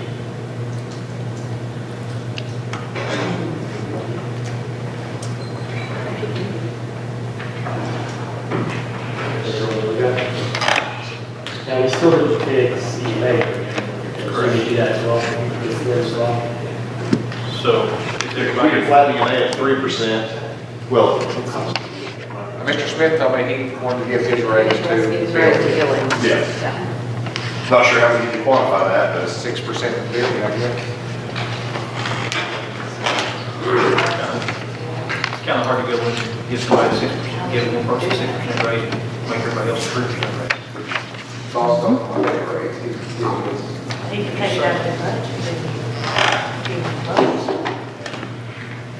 doesn't he allocate that anyway? Because we would just allocate. Ultimately keep it, and then you can allocate it into Gilbert's salary. Yeah, I mean, it would still just be a flat 3% You can do a increase. budget amendment, I mean. He would just need to Yeah. move the money over. Because if you do a flat 3% increase in the salaries that they would get paid, he would just need to allocate it over as a line item in his budget. Is that right, brother? So it's still only 3%. Yeah, but his 3% will be higher than 3% on building salary. Right. But it's still, his entire budget, that whole line item is going up by 3%. He just gets to allocate it. Sorry, that's it, that's what we're doing. Take your things out, and just do 6%, and Billy's what you do. This Billy's at a 3% right now, Yeah, so what figure was that? Michael, can you blow that up a little bit? yeah. Yeah, I'm gonna have to have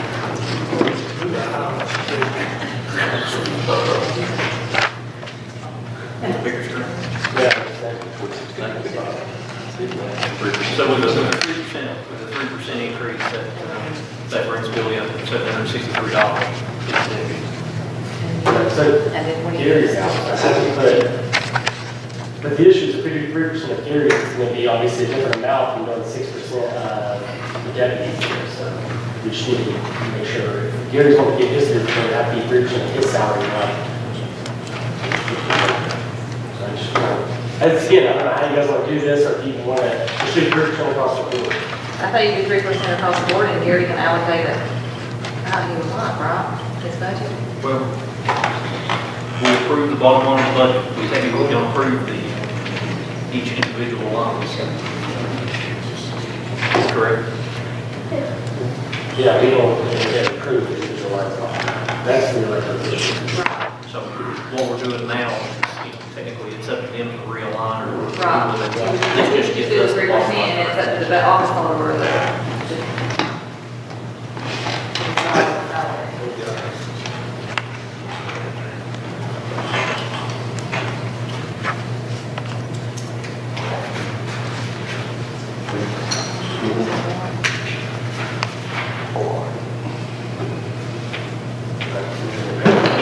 Back in the Gary's. Which is still a far cry from 17, but it was. Total sheets, this is where we stand right now, and then we're back to where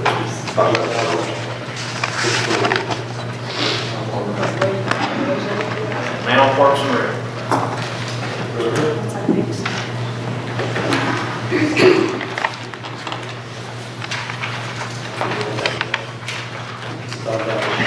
One was out there. What's going to be hilarious if you miss it?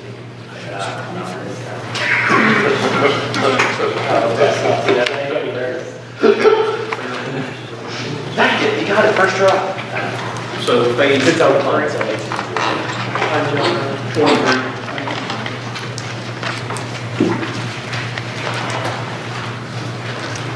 And just had a question, is the 53,000 that we're out now including this bonus in here?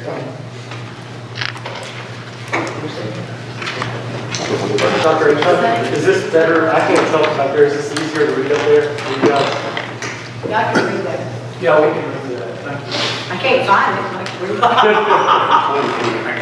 I'm the same boat, so yeah. But it's fun, 123, you have to go all the way after 101, 116. General fund. General fund. General fund? Go back. Contribution. We're gonna get the contribution side of it? Parks and Fair. Yeah, it's phase 23. It's 56,700. There's no page. Yeah, but I would do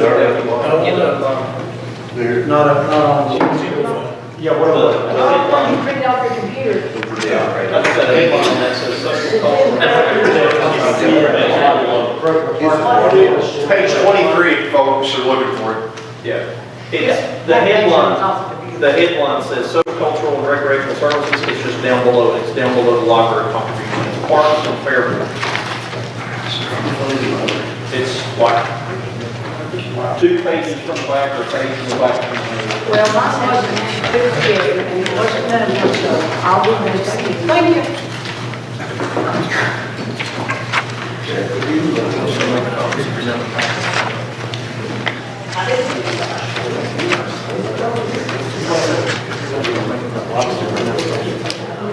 All right, so parks and fair boards.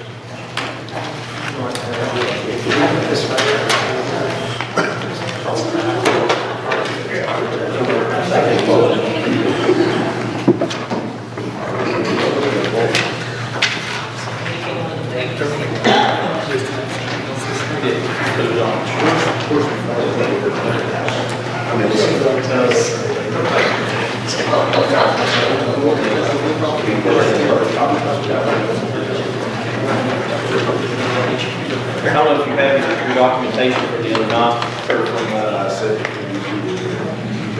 4 parks and Rec. I know that they were asking for a large, fairly decent sized increase. 146,517? Yeah.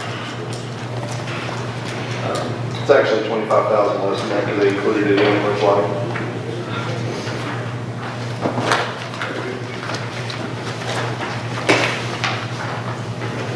So, their budget worksheet that they provided with the initial documentation actually goes through and actually shows the different parks, the different projects and everything that they're working on, as well as broken down by the budget request.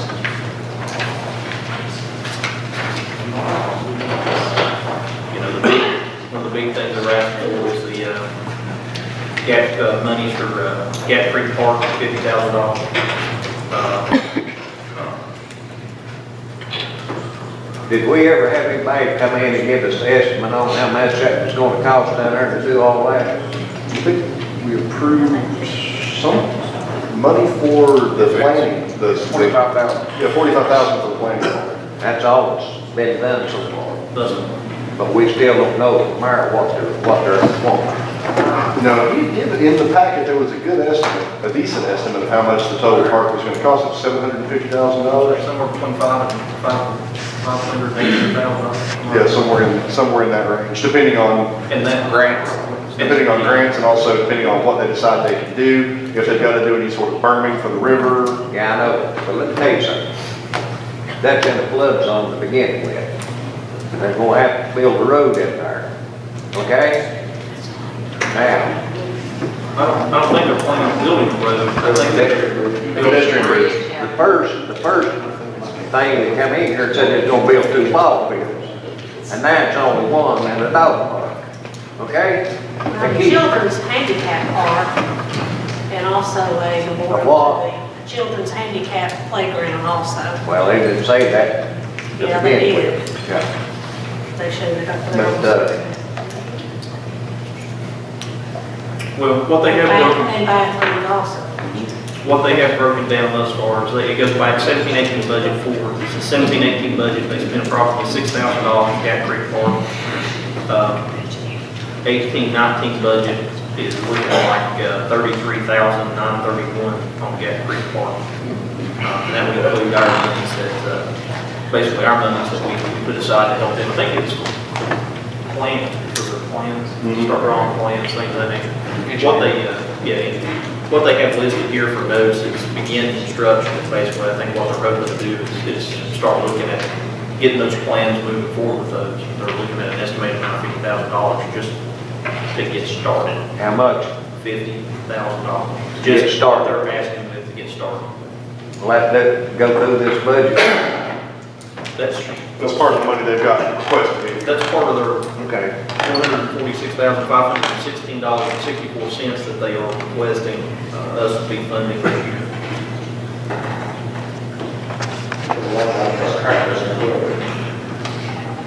Yeah. tractor. Tractor. Yeah, PNR tractor It tank. seems like some of it's going towards a grant. To be stored and maintained at the Rome Mountain Community Park, $25,000. Is the city paying anything on this part?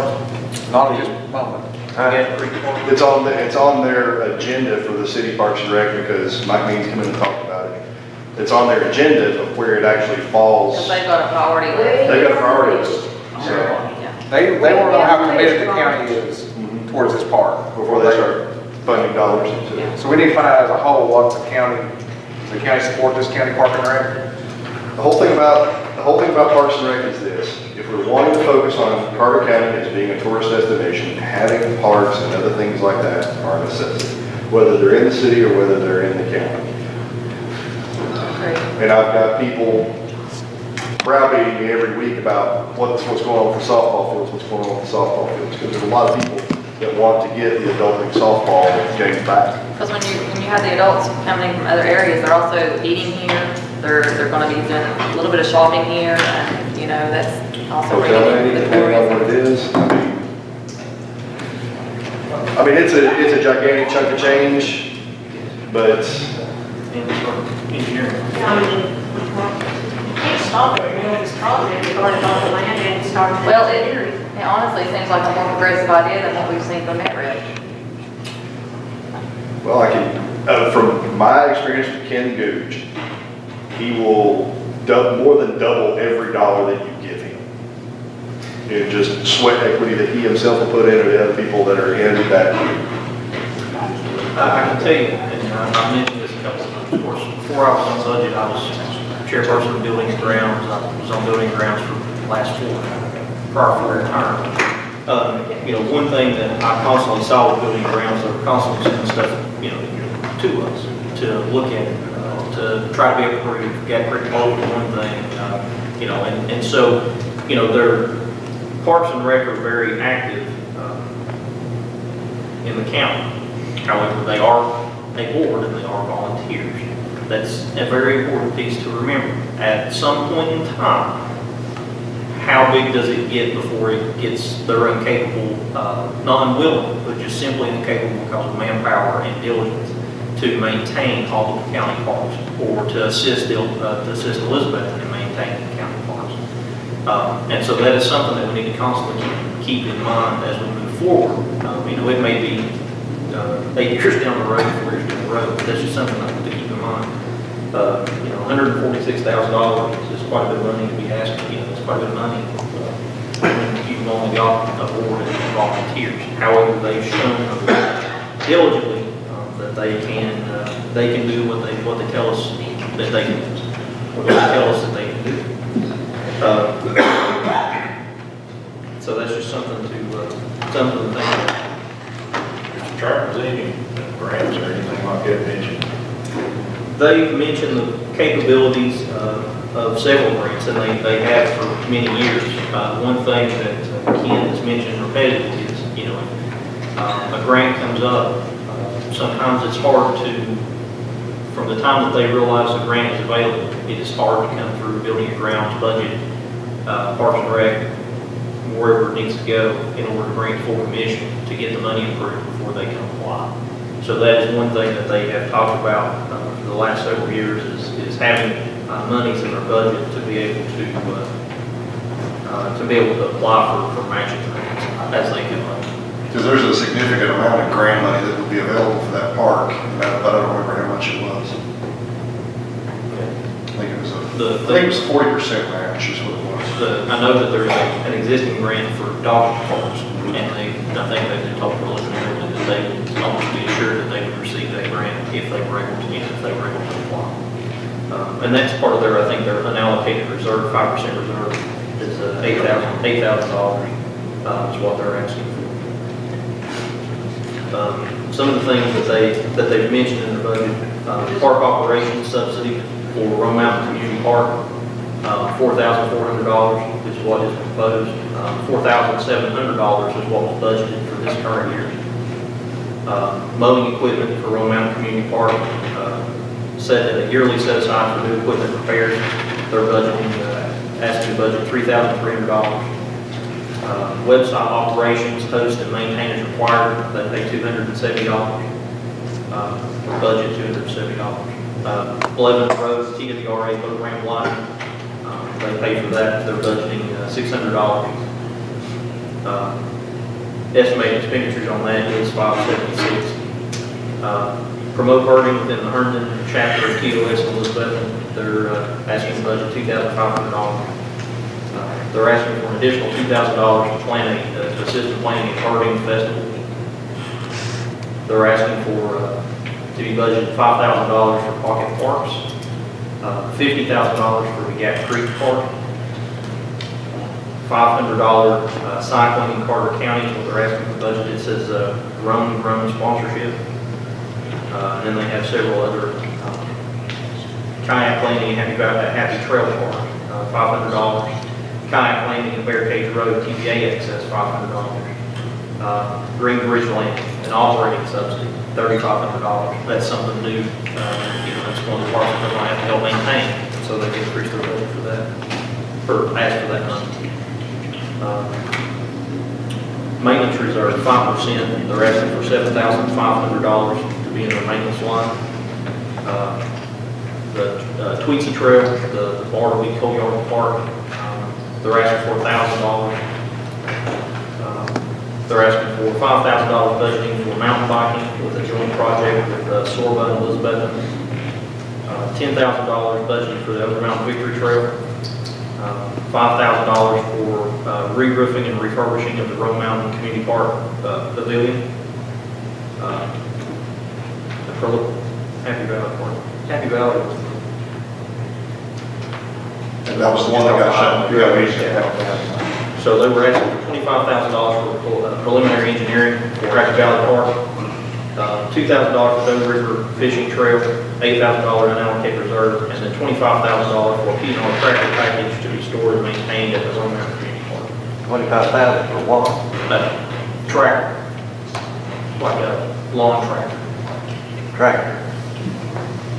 Front loader, backhoe.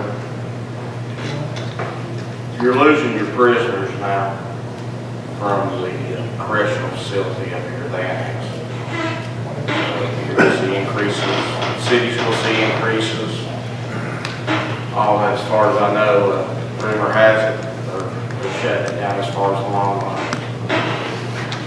So there's at least $25,000 worth of quote unquote fluff that would have been dedicated to Happy Valley that they could eventually come out of here. So that gets it down to, right off the top, 121, 517. Correct.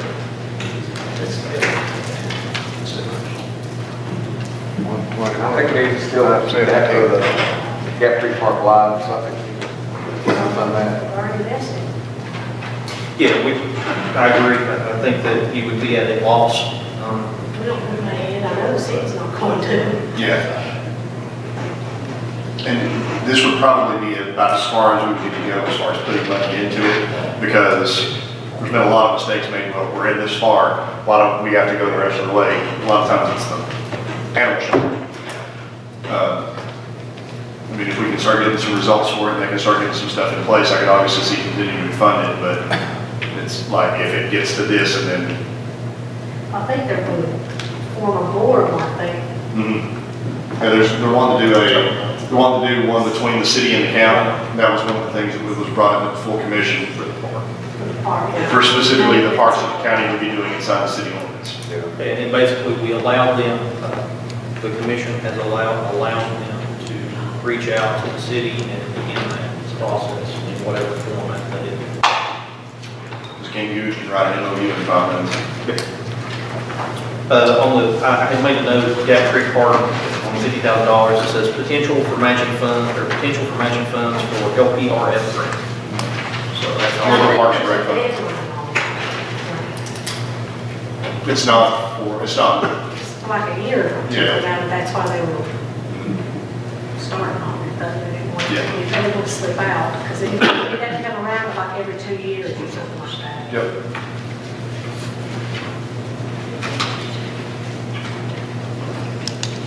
So right now, with $25,000 being removed here at We're looking at the 161 number, we're looking at the 146 number, if we're doing these calculations. 146? No, it would be the 171 because there's 25 that's dedicated to city parks and rec, because that's all of them are together. So the 25 grand would be what we're giving to city parks and rec. They requested 12, or they got 12 last year, they want 25 this year. The 146 number. No, the 146 is strictly for county parks and rec. That's what we're So that would be the looking at. 20, that would be where the 25 grand. Can you take 25 grand off of this, you said? Or no? Okay.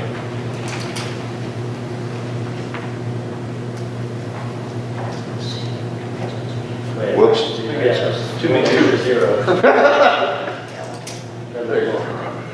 Gonna make the budget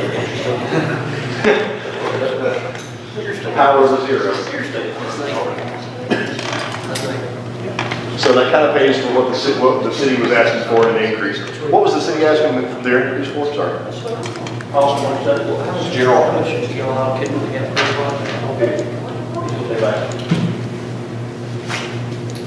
Well, I mean, I'm lost for goes, but I talked to the city council about it, they clarified to me, they didn't have the money, and it really wasn't one of their top priorities right now, and it wasn't nothing, it was, looked to be in the near future. They didn't have the money to maintain it or the manpower to keep it up.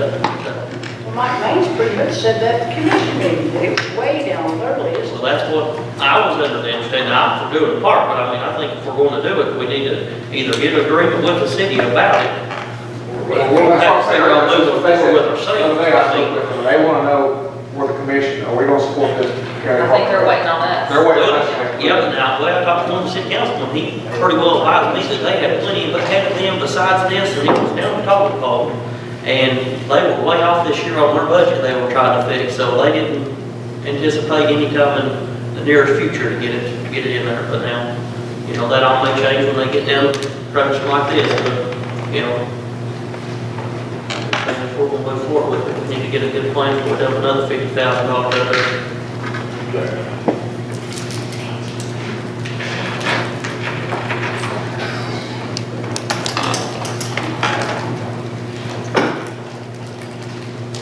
There are some assigned fund balances have been sitting there for 2, 3, 4 years that have been used as appropriations that were carried over at the end of the year. Glad those here. 3586, register, chancery easement, 14, juries 50, I think. 50,750.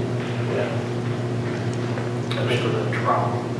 Yeah. Funds haven't been Yeah, spent. we've got a death penalty coming up in January.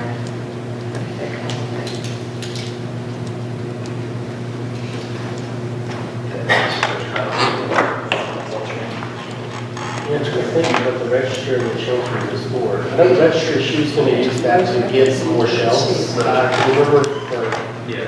I don't know, I think that may have already happened, right? I'm not sure. Just the balance left. Okay, so yeah. And the transfer was software grades or something. Yeah, I'm not sure. Did she ever do anything with that? Did you see anything else? It's been there for, I think, 3 years.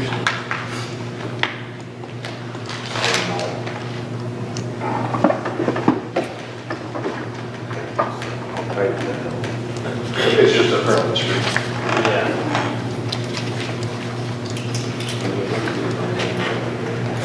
So with that being said, I still think there could be some cut in that park and rec budget. Do what? I still think there could be some cut in that county park and rec budget. Okay. Maybe 75 total. Yeah, I'm giving some running room. That would take care of the 75 total. We're sitting with about 25,000 extra right now. so estimated expenditures for 18-19, you're looking at 45,446. So increasing it by 35,000. If they get that grant, we can always come back.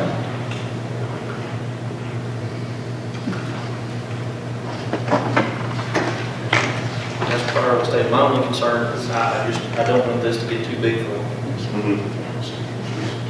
Well, at what point, where do we draw the line between there needs to be a county agency created versus it being a board. Where do we draw the line budget-wise on that? Maybe we draw it at 100,000, once they start getting into 100,000 annually, then Well, I think some of that has to be based on, on update. I mean, it's one thing for our projects, but, let's just say the city isn't able to do Gap Creek. We want to keep Gap Creek alive, we want to do that on our own. We have to have a mechanism in place to take care of Gap Creek. And right now, we don't have that mechanism. They're setting aside operation subsidies to pay for different things in our main community park. They're setting aside operation subsidies for Green Bridge Landing. At some point, as they continue.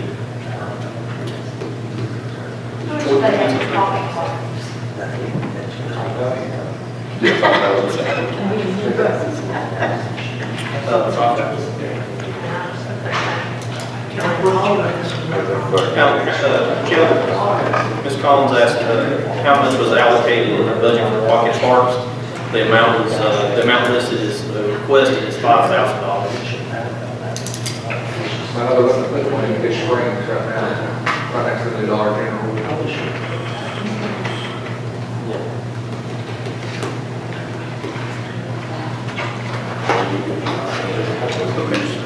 Church grabbing us that property.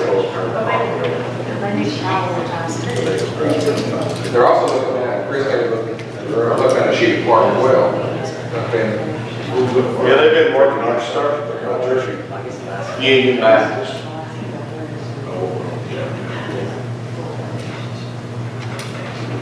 Brady had Lee, I gave them all their properties when they asked for it.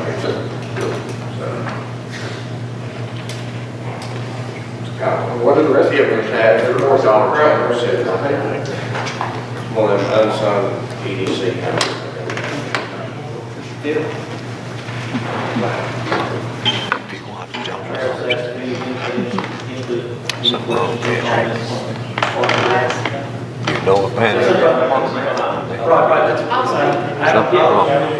I do know, after talking to the city manager, their priority is not very high for this particular park. Number two, we'll know more because they just spent the weekend in Gatlinburg and we're supposed to come out with a budget according to Mike Sibley, otherwise they weren't going to let them come on. So I don't know if Commissioner Hill can shed any light on that, but I think we'll know what their priorities are. But I've been told this doesn't meet the high priority list. I second that, I was too. Okay, so there were 4 commissioners that attended a meeting specifically about, okay, I thought I was loud. We can't hear you all back here, so. Okay.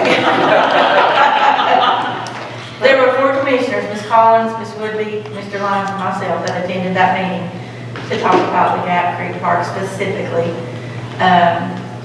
I do feel like they admitted to us that night that it was not high on their priority list. But I can also tell you that Ken Gooch, who is a county resident, is very much hopeful that we're going to do something about this, because if we don't give them any money this year, they can't apply for a grant that's only available this year. It will not be available again for 2 years. So if we don't move forward on this now in good faith, it's going to be at least 2 years, I think, before we'll see anything done down there. My recommendation to this committee would be consider approving it contingent upon the city doing the same. And if the city doesn't match us, then we can put that money somewhere else. But I would like to see it put into the budget contingent upon city cooperation. They didn't happen to give any idea on, that's a LPRF grant. They didn't have to give any idea on money or anything. I can't remember much about the LPRF grant. You all that were there helped me, but I want to think that they said it's going to cost around $400,000 total if we each gave, what are they asking for, 25 or 50 from us? 50, okay. So if we each gave 50, they can apply for a grant that would, I want to think 200, am I right? It's based upon us giving them the money. Yes. They can't do anything until the city Yeah. and county. So basically, we appropriate, total city can appropriate about $2,000, and then they're able to almost double that. Right. Yeah, I think they can more than double I it. think it's. And, you know, as we have discussed, our planning department and Mr. Guja both said that they believe we can do it for cheaper than the amount that they were putting up on the screen that night. They said, this is the projected amount, but we believe with, you know, blood, sweat, and tears, we can get it done a lot cheaper than that. So, anything else? Thank you. Thank you. They did get a $20,000 grant through the health department. No, I don't think my I mean, as long as they'll actually give it, I don't see no issue in my mind. I just don't want us to be on the hook here, and I don't want us to get into the same thing as the EMA, when we applied for a grant, we got approved, but we don't have the rest of the money to finish the project, so, you know, we need to have a little forethought to see down the road, and if we're gonna get this, it's gonna cost an additional $50,000 from each, that everybody's on the same page here, that everybody's gonna pony up the money, and we're not gonna be kind of stuck, well, we've got this grant, we're gonna have to let it go, or, you know, we need to make sure that this is something that they do plan on doing within the 2 years, or if not, maybe we're better off to wait for the next time the grant comes back around. You know, we just need. The general engineering is finished, we got a done check, listed for $1,000, Tennessee Department of Environmental Conservation for SWIP, and the landscape engineering, the actual park itself is complete too, they'll probably be looking at that, I think they meet Thursday. So that 25,000 you put out there, I think they spent 13 or 17, something like that. You got all that complete. Let's go buy a 7-acre field. Four softball fields, 2 soccer fields. Get paid for it.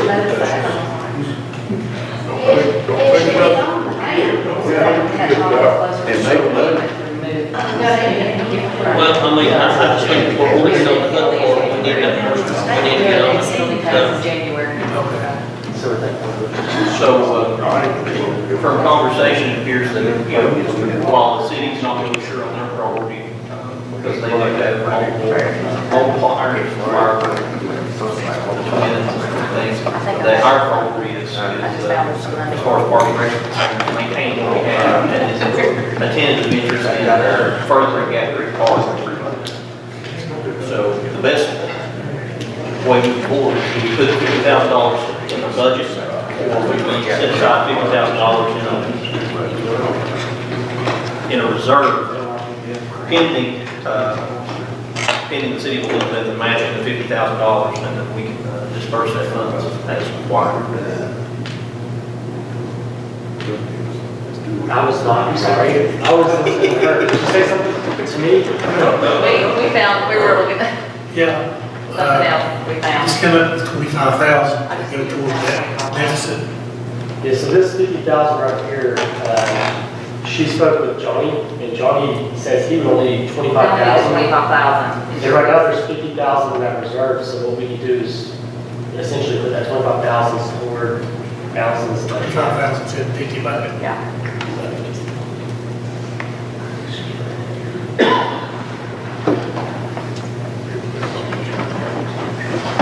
Patty? Sorry, that's what I was looking at. Patty, that reserve was put in when you all had 2 death penalty cases pending, wasn't it? The Azatea and Correct, we carried the over. Lacey Cordell. And the death penalty case, we have another one coming over, but we budgeted and it won't be that much. So I was wondering, We just ran across it as I was looking at it. Okay, so, catch everybody up, we were able to take some, monies out of a, reserve account for juries, $25,750 to reduce the amount of, or reduce the deficit. That goes to, as of right now, about $8,000 is what we're and remember, that's with the 79,000 coming from 911, then us increasing funding for Red Cross, Red Match, and then taking the reserve like you just said, and taking 25,750 from it. We'll still leave the 25,000 for the debt penalty case this year. That's it.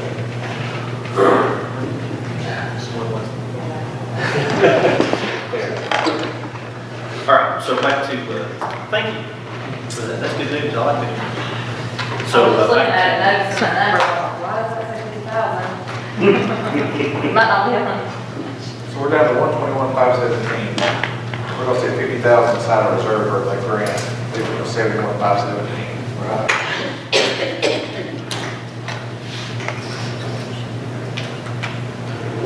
here's the number. So we're at 146,517, we took 25,000 out of the Happy Valley Park. Leaves us 121,517, correct? Yeah, that's where we're at right now. They spoke about setting 50,000 aside for the grant, is that correct? Reserve account? Well, that was a question that I posed, is, there's a lot of tentative discussion hearing from the group behind us too, is that, Elizabeth has a lot of irons in fire with twins and some other things that they have going. So my question to you all is, and Brad, Michael, is would we be best taking the $50,000 out of their, tentatively out of their budget, and setting that aside in a reserve pending the city of Elizabeth, matching that $50,000, and then we can disperse those funds as needed for that grant. Yeah, That sounds good. I think that sounds really good. So I believe it's That would be 71,517. contingent upon the city matching.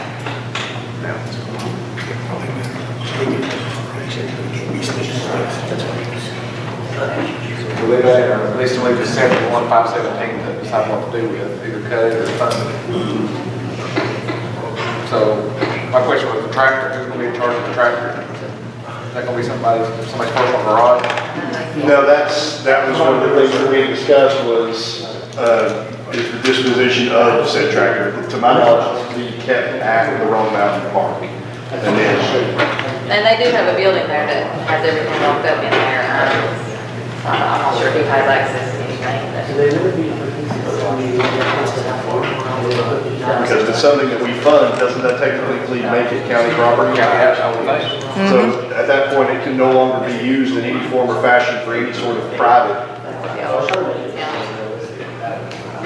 I don't know if I used to get down some of those land, left like gravel, and They wouldn't be able to use it on any of that stuff, would they? Unless the property is deeded to the county itself, if it's not just handed off as a solid lifetime lease or something like that. I think that's, if it's a very important park, I mean, got a little park inside the state park, but anybody traveling through it, they had the farmer's market on Saturday. I think there's a couple of ball fields. There's ball fields, and there's picnic areas, there's little pavilions, People picnic fish down birthday there. parties. And the disc golf course is part of that park? And I think that was a request, because he mentioned that they were having to pick up, a long list of tractors. They were renting. Yeah, and then believe that was college.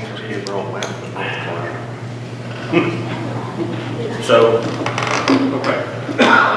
So, but again, the disposition on said tractor, if we fund it, doesn't that make it county property? Yes. So it has to go along with the tag of, it doesn't end up in someone's front yard. Correct. And as stated when they, once before, I had mentioned that that might be something that needs to be looked at, is who is going to be responsible for maintenance, upkeep, keeping track of it, county inventory, things of that nature. But, one of the reasons that they're doing that is to alleviate having to travel. But it's also cutting money out of their budget for something that they're gonna have to rent. Correct. Over time, it will break itself even, because I think they're about $7,500 is what they budgeted for it last year, something like that. Now, look at you said we got three park though. They're going to the trailer though. I think that included the trailer. I think that included said trailer. Because you couldn't use, can you even tow it with a private vehicle with that thing? Now, now you're in a gray area. Where's Josh? Maybe Josh question. Roger might know. Hey, Roger, Yes, sir. can you tow county equipment with a private vehicle? No. Alan. The contractor will be hard to work on the county here, so bring the tools back and forth. Well, that's a contract, that's somebody you signed a contract with, so they're working as a county employee essentially. He said, man, she Moses said they had practice games all the work on private car. Yeah. Yeah, what about our insurance as far as covering? I don't think they want us to be private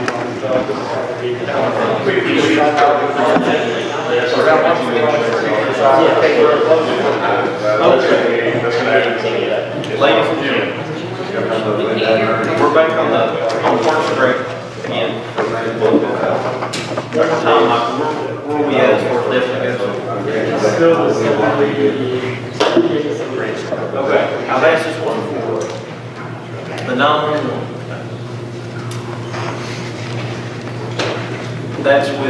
That would keep them at their 1819 funding level. Yes. So, the way that that's set is that would keep them at their 1819 funding level. There would be no increase for 911 system. Just to clarify. They didn't request, well, that would be their requested increase, right? Right. The 79,714 would be their increase. What, if I understand correctly, up above that, the increases would be actually in there. You're just taking it out specifically in that line so that we can see that it has been removed. Exactly. So that's why it looks like positive instead of it being a negative. So without any of these changes, you'd be at 89,000. Right. Without cutting out one. Yes. So, no increase in 911 funding. That's increasing, it's adding in Red Cross at $4,000, adding in net rep at $20,000 as a placeholder pending Monday, and then of course, taking into account restricted committed assigned fund balance for juries, $25,000 to reduce our deficit down to $7,873 is where our shortfall is at this moment. We're currently looking at Parks and Rec. We're still looking at Parks and Rec. We're talking about the tractor. We're talking 25,000 plus. And also the city has requested an additional 13,000 from us as well.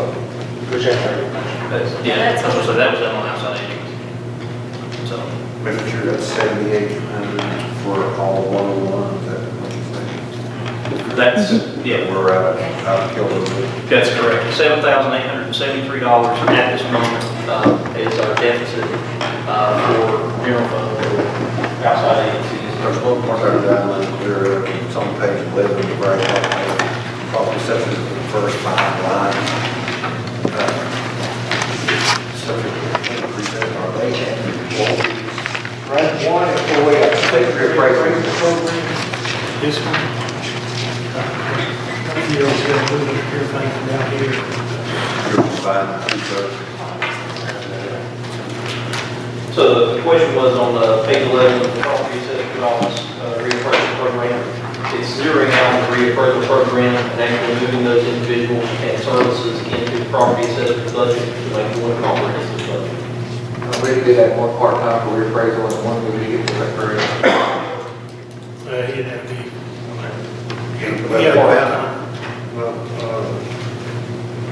And that's per You his. see on line 207, on each one of them, you have, which is your insurance line. Bifocals runs it through 14, right there, got 17. Well, you've got insurance increase where it's more than. You've got 14 from the bottom coming out. You show a 0 at the top if you're combined. So maybe got a 17,000 increase. This one. Yeah, you got a 17,000 increase on the insurance. So you're bringing the bottom up and you're consolidating. There may have been somebody working, didn't have insurance for 4 years, I'm not sure. Reason is.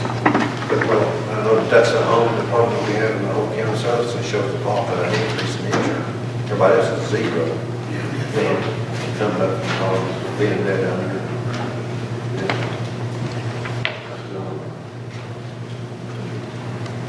I'll look, see if I can take a note about that. So Brad, just want to look at that and see some of the, other than removing those and consolidating. It was just kind of when you was going through basketball on line on your 207, everybody was zero, because we don't have any. You're not paid in, you're not having, that's on the department has a $14,000 increase. I thought, where in the world does this come from?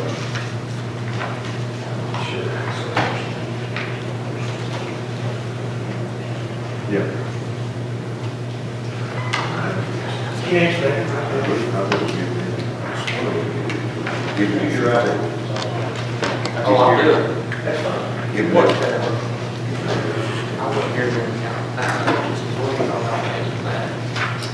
all, well, is this pretty much what it's gonna be, or is it gonna change? Aside from Brad. Yeah. Oops, got over.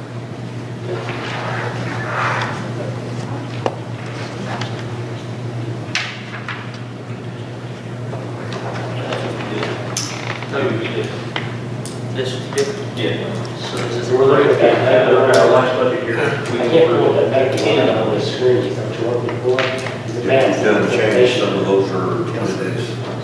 Do You I? have 20 days, zero net, This is- now we're back to 20,000. This will make it, this will. We're This is what 7,000. we're used to seeing. I'm saying I can't pull up that Take specific 10 number from on that. now, we're 20,000. Michael? From that, that's about it. If I do that, it'll show someone's name at that entry, or it'll show their medical, you know what I'm saying? Just go show the monthly totals. All right. I would binoculars to say that. You what? I said I would take binoculars if somebody's name's up there. Yeah. She's not figuring that out. You see that, Aaron? I would bring me some opera glasses next time. I'll bring my binoculars. I'll make those. I really have some, but they can't use the Remember the monthly activities there? Yeah.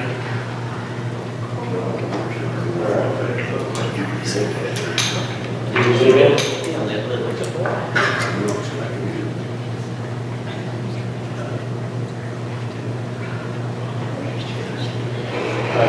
Old control extra. Oh, you don't have a mouse. Get your, It's just The plot? yeah. looking for the 7,000, if that was an oversight or But you can hit, double.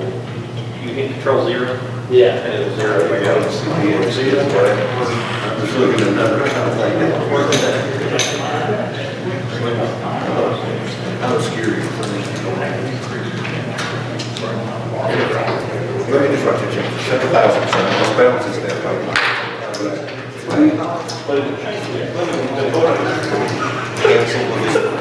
I'm a realist, I expect that. Okay, so, sorry, Brad Johnson had a question about an insurance change on Give it that long, let them know we meet the next month. taxes and the process. Back to Parks and Rec, because Travis is staring at me. Okay, they're, what, 120, 121,517. 121,517?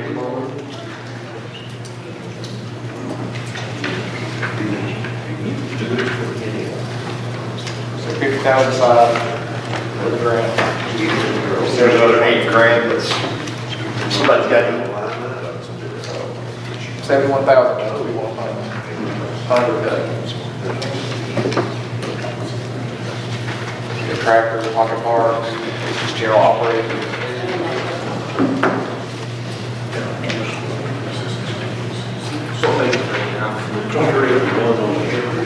Be back. Jerry, look at these, you got the other administration justice. That's good too.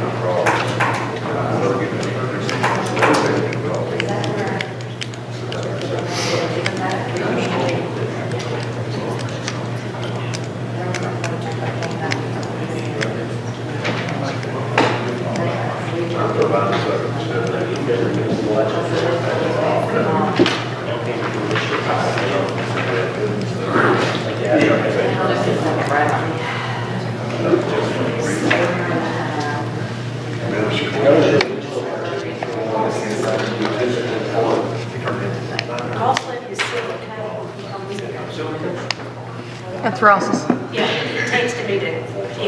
Okay. I already lost it. Ronnie put it up here. She said Ross texted her to get his cup. Ross texted her to get his cup.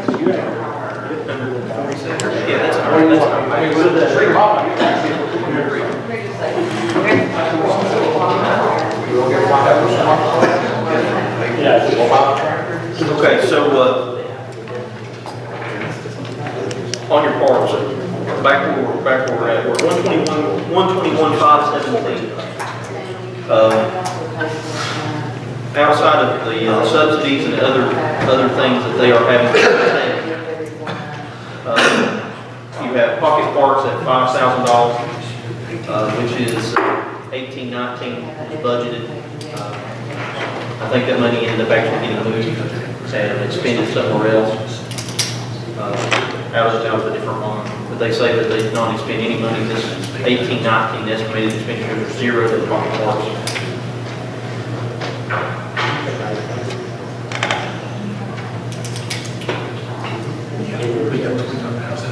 Tweetsy Trail, Bartleby Coal Yard Park, something that they had brought up, they're asking for a $1,000 increase, or $1,000 to be set aside budgeted there. $5,000 mountain biking, joint project with Sorbet, Elizabeth, and Bryan Ridge in addition to the Watershed Trail. $10,000 for the Over Mountain Victory Trail, plan to build the Over Mountain Victory Trail, and $5,000 to re-roof and refurbish the Roan Mountain Community Park picnic pavilion. What happened to that? That's the old pavilion that was part of the church that we saved when we did the 404 hazard mitigation grant. A bunch of the sycamore trees around there dropped limbs and the high waters, and I think everywhere it got all done a little bit. $2,000 for the Doe River Fishing Trail, and then of course the tractor, $25,000. The tractor is, I think, one of the highest items that's left on there. And some items that are set aside for that. Well, that comes up to 53 grand, and then we're setting aside another 50 grand for the grant, so that puts us at 103. Yeah. Where's the other 18? Technically speaking, the $50,000 would actually be left in our budget. It's just going to be held in reserve. So just make sure that you account for that. That it technically is in our budget. It just has to be. It's just going to be held in reserve. Right, but let's work under the assumption, rather than having to come back in and find $50,000 later. Let's work under the assumption that they're going to get it, but that still puts us at $103,000. Where the other 18-ish thousand that's missing? You don't have your outside agency back there. I have every other package. Maybe I do. Pass it down to you, take a picture of it. You've got $2,500 for bourbon, $2,000 for Burning Festival. And see, there's things in there that they budgeted, but technically they're increasing due to maintenance, due to maintaining. So you have Green Bridge Landing, they budgeted money aside for the last two years for that. However, this past, now you're going to have Green Bridge Landing. So they're setting aside operational expenditures for that. And there's a couple of those lines for operational expenditures that have increased. That Burning Festival is a national festival that will have it run out, so it's bringing people from all over the United States, international. I heard of the burger thing is crazy. The burning thing, the Herman burgers, that's something that they mentioned, that Ken mentions quite a bit about a lot of things. The other thing that's in there is the Viking, which they're asking for new, the Viking with Zorba and Elizabeth. I think that's something that needs to be left. I don't think we should take any funds out of that. No, that's Victor goes to be part of that. The Over Mountain Victory Trail is money that they've asked for a couple of years, and we've never funded this, that $10,000. However, that's supposed to be that piece of that tie-in to the gate,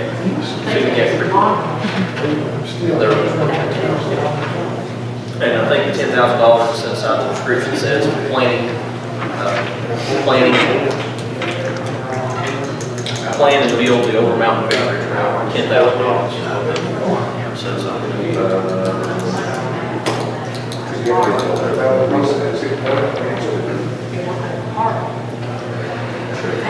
Says Yeah. operational and other, $50,000 reserved.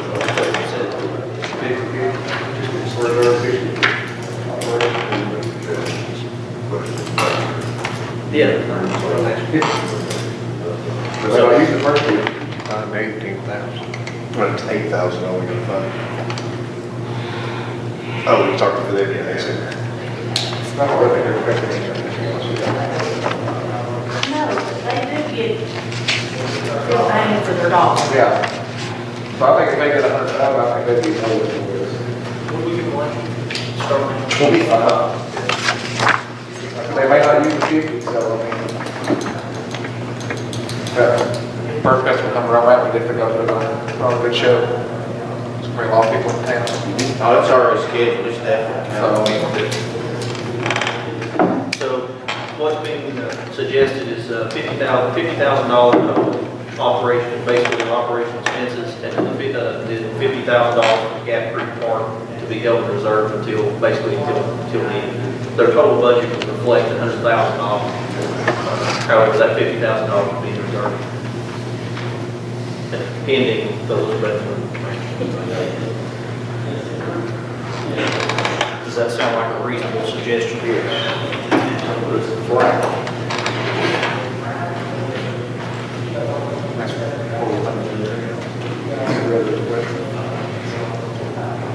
Puts something like about 13 grand.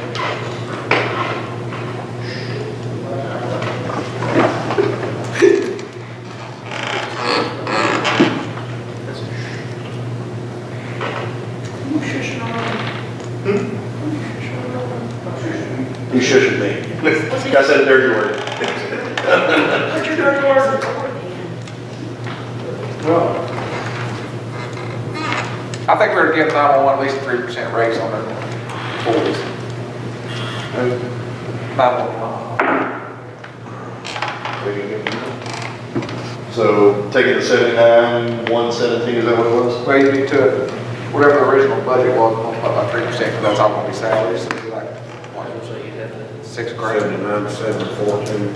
See, the city pays them, the rescue squad pays, the fire department pays.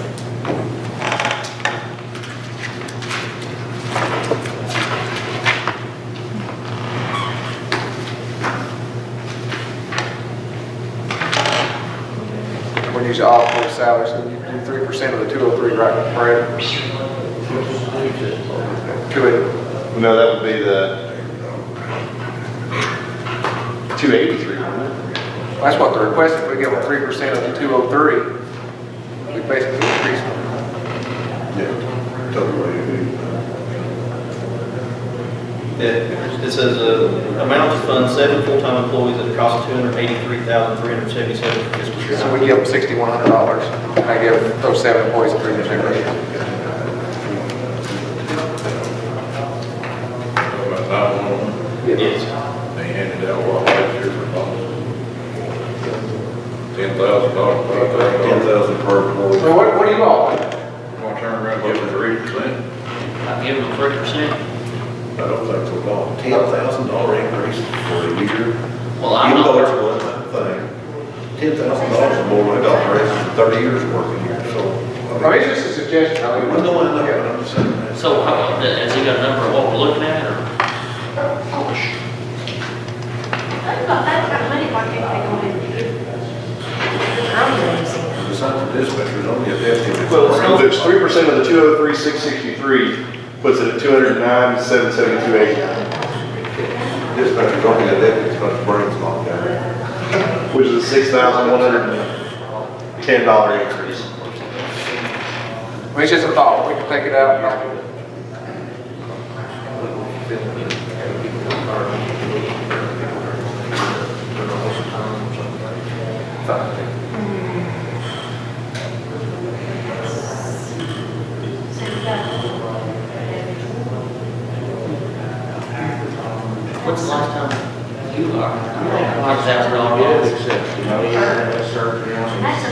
You're happy to get that 100% fire asset change. You'll probably get money back. You probably can't do it.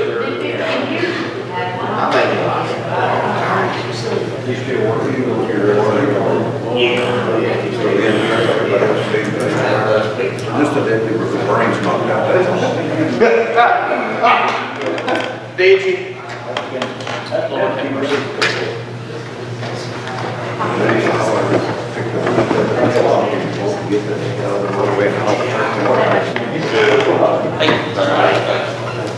Brad? Question about that. On the juries there, we're moving to 25,750, which is essentially split that. Is that budgeted every year, or is that just money that they have left there, or is it? It's set in the reserve account a couple, 3 years ago. And the funds were used at the end of the year. It was set up for murder trial. I think two murder trials. They calculated about 25,000 per trial. So there's still 25,000 left in the reserve. But I mean, is it a recurring thing that we're going to be able to count on? No. Just we have a murder trial. Okay, so we're at a positive $13,000 right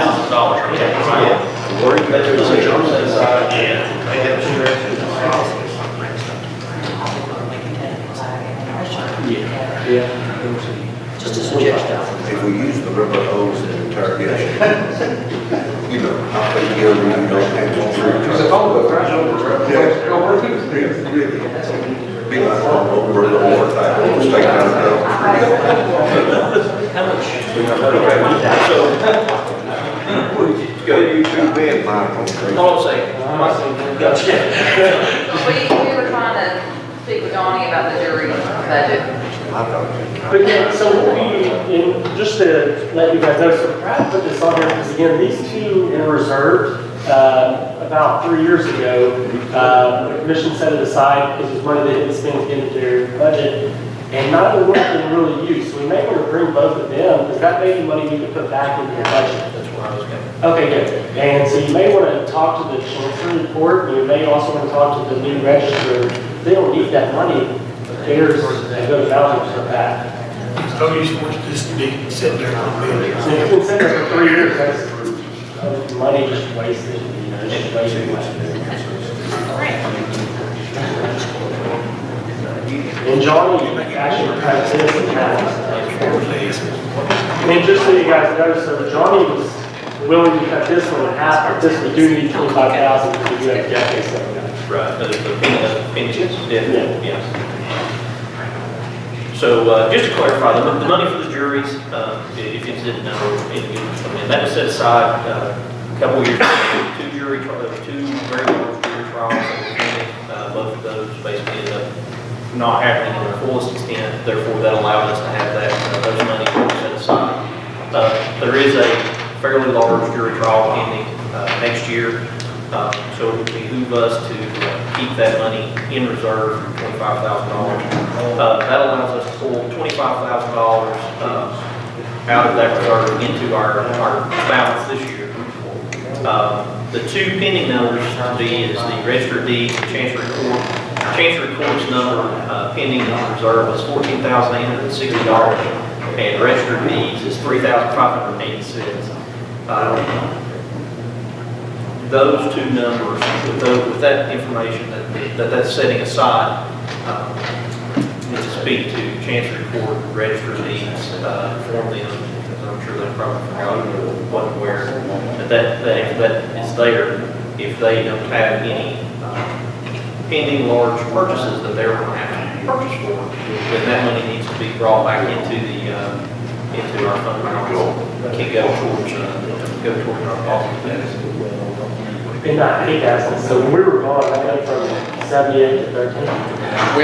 We took 21, 517 off Park Road, we got like 100,000. 13,000 is good. So on Parks and Rec, To 21,000. Yeah, we flattened them out at 100,000. 50,000 for reserve, 50,000 for operation. which is a 25,000 increase over last year. And Austin had a question. yeah. I was just saying, no, I was just gonna tell you, actually, I was in Jared's office today talking to him, and he told me they thought they was gonna have a surplus of money anyways, because they had done away with having to take care of the books now, they went all electronic. And he said, and that may be what that's for, he told me he had line items for purchasing those cabinets to store the books, and he thought they were around $3,500. So, but he said they wouldn't want to have to purchase those anymore since they've done away with that, so that may be what that was set aside or something like that.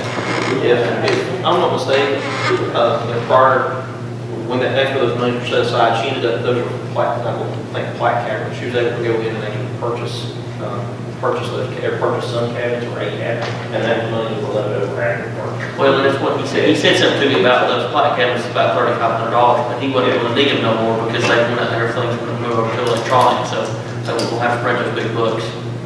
And he has another reserve for automation, which is a very large reserve that hasn't been used in years.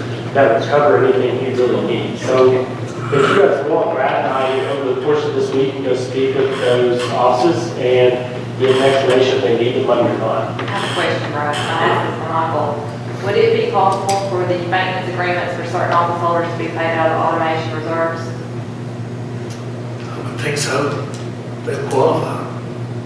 Because there's certain offices that have those. I know our office has it, and the register has it. And some of us, besides. And the calculations I did on it, they would never exhaust it, with based upon what their maintenance agreements are. You're looking at 20,000 some per office, they can pay out those operation accounts. I mean, our maintenance agreement is 14.4. So I just thought that would be an idea for some of those offices, those maintenance agreements to come out of automation. Is that, some of these automation accounts have. The automation accounts are unbelievable. I mean, there's some, one I think is like 90,000 in it. I'm saying, some use their automation accounts, they have in the past to on the computers or on the servers whenever they come across. I know that that's come up in a couple of offices. However, it doesn't come up, like you said, it doesn't come up that often. I did a few calculations on the maintenance agreements for each office, and it would never really exhaust the automation accounts. One of the issues. Because you're still collecting on top of it. One of the issues that we caused us issues in the past on the budgeting side for us is you've never been able to really see those maintenance agreements broken out. That's kind of a new thing where, usually we're in here asking, well, what's other? What's another, why is your other one? Why does, other charter or other equipment or other? And this year, thanks to finances work and in conjunction with the office holders, I know that was painful. We're able to actually get a better look at the budget. Yeah, because it actually And what a this lot money of is maintenance spent. agreement. Yeah. You can actually see what it is. Now, we can take that 13,000 from the animal shelter, because I hear down there tonight, eliminate the population and do, in essence, reduce population by 25%, that would be, that's close to $125,000 to the good.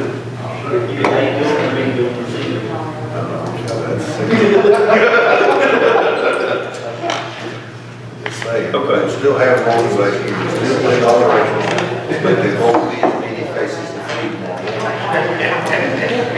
Okay, so where we are at right now is basically we have 10 employees, balance the budget. We have $13,644.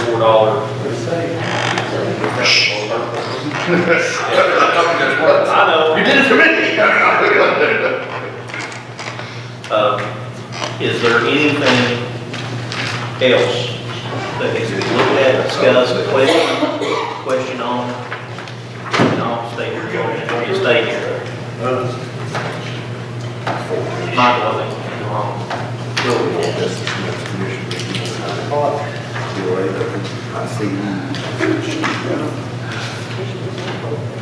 Is there any other general fund budget or any other?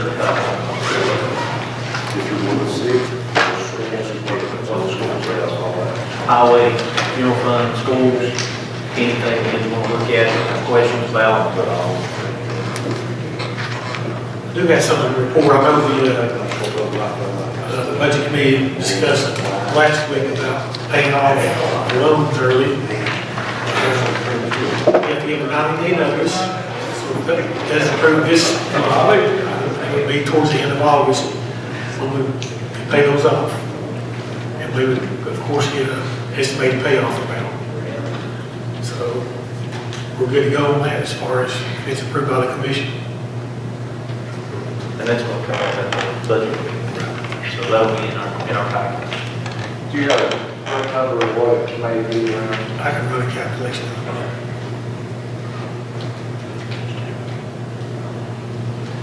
So where we stand right now, the 3% increase for employees, we have a balanced budget.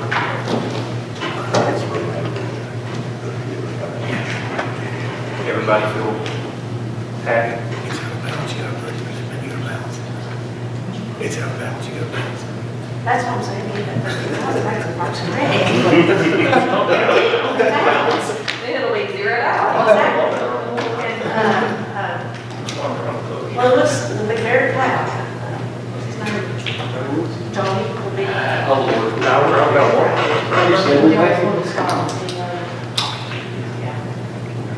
We started on, we just added it really quick.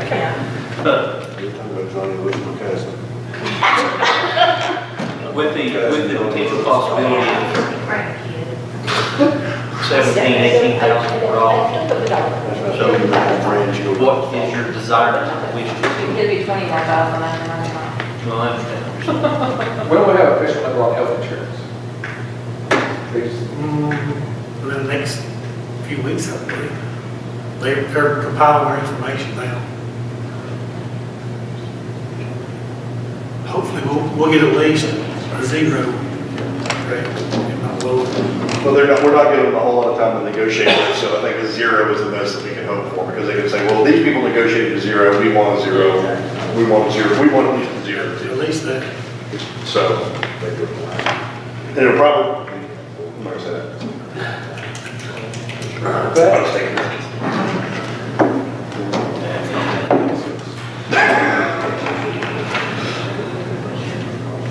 So, are you happy with where we're at right now?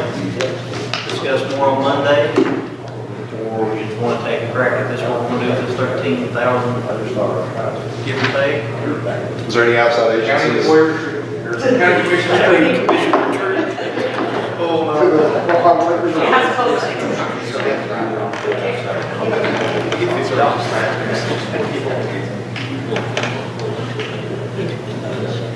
Is there any outside agencies that need the extra kick in the pants? Can you go ahead and pull us our Fire outside department. It's about the fire department. door and box? I say, if we're gonna do any kind of outside agency arm, Well, we did have a request to go back and look, because some of these weren't at the last, it would be at the last meeting. And the penny hasn't been adjusted yet, right? So you won't know until June last supervision board. So I mean, $13,000 package, probably. Yeah, because something's gonna come up between now and then.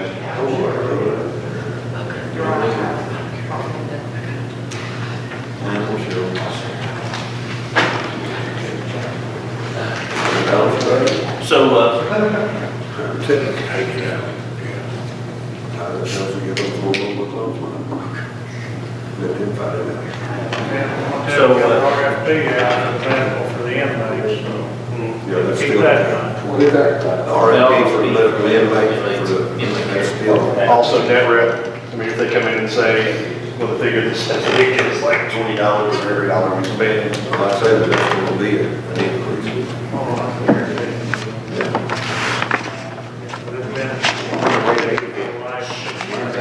How about the budget meeting? How about the budget meeting? Have a normal budget and voted meeting. what is that cost usually? Inmate medical, what is that cost usually average? Well, we've been paying about, $450,000. But I've got an RFP going out, and been studying about that for the last 7 years. Just so everybody knows, if it goes up by 3%, that's exactly the 13,000.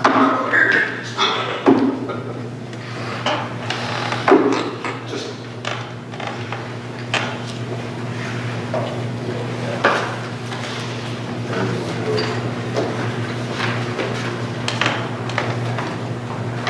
$473, 226 budgeted for the Medicare 1920. You lose on question. Let's see. 473?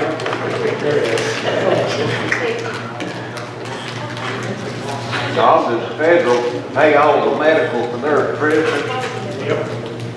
And the state still pays out $1,000, right? Unless it's an emergency, and then they Unless it's an emergency. Well, every time you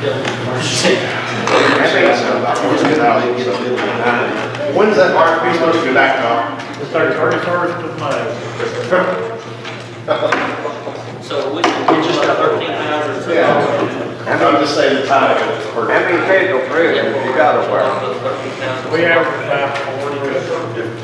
How many? 40. Just a suggestion, why don't we get that back to some Parks and Rec since we took the 27,000 from them? Did the state, did Gary get the state to raise their deputy? It's supposed to be specified right now, so they can get the daily rate up to 42. I've studied sometimes you. But it ain't paid. It's still waiting. We're at 39 right now. We got surplus. We were trying to cut, we're trying to get rid of it. What's it on tap?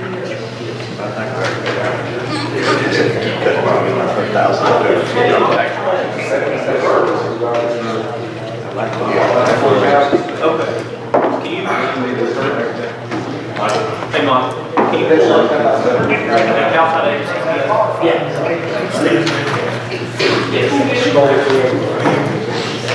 All right, Austin, your outside agencies are open.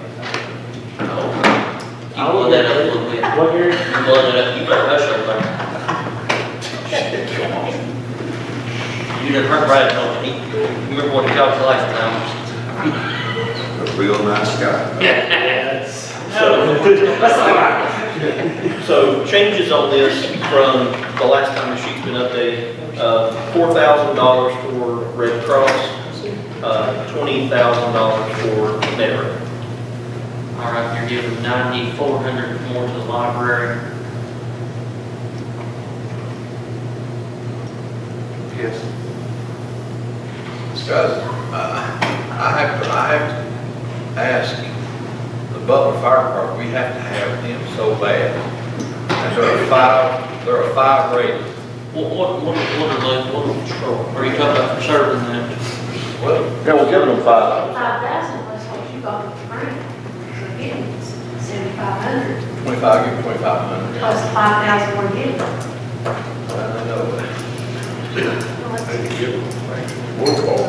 I'll tell you, it's, you know, I tell you, they're gonna help us on our radio and stuff, I mean, but that's how you gotta do it, just what you feel like you gotta do. It's no more than issue pathology. What's that? I said, think about that. We'll have to do a contract, yeah, we'll have to do a contract. What about if we do that with an incentive, I mean, they don't, we don't pay it. My recommendation would be, and I don't know how you do it, you'd have to look at it, is you'd have to be able to, I don't know, you'd have to rely on pulling the information from Butler and the information from our call center here to verify that they did run and that they were in fact on scene. And I would require an on-scene, you know, be on scene within so much of, within so many minutes of a call, stay on scene for so many minutes of a call. And I get that there's different types of calls, different circumstances, you could make that a ratio. But that would be about the only way that I think that, you know, I think that my issue is when I have firefighters from Hampton and Elk Mills coming to me and telling me that they don't ever see it, and that they run calls for them in Butler, in Johnsonville. Well, tell me that this 5 calls that they had. And from the paperwork that he showed, or the paperwork that they turned in, they showed, it's like one call, they didn't get on scene, they were on scene for 5 minutes, and it took 45 minutes plus to get it. So the only way that I would, is by, there has to be some laws that oversight. I just couldn't, anyway, I should have stepped down to do it. My spreadsheet here that I got from this Carter County, I don't know, they almost half their calls, they didn't respond. That's awesome. I love making those just clean. I want y'all to, I mean, y'all want to get $5,000 more for the volunteer fire department, I want y'all to increase them a little bit more and try to help them out, I mean, you know, like, so maybe bump them up a little bit and try to give them a little more money. I mean, I would be honest, I wouldn't really necessarily care giving more to the library, but I don't like the fact that it locks us in and we're required to the next year, because we may not be in this position next year. So the fire department, you know, the volunteer fire department, maybe we'll give them a little more money to help service our community. I mean, the senior citizen center. Just because you get to use it, don't think that, okay? Already play shuffleboard. I don't want to know what you do down there. You just throw those hits for that. So, they're throwing out. That shows request and then approved for last year, right? If you check your. The credit, the request is what we approved. Is that correct? Correct.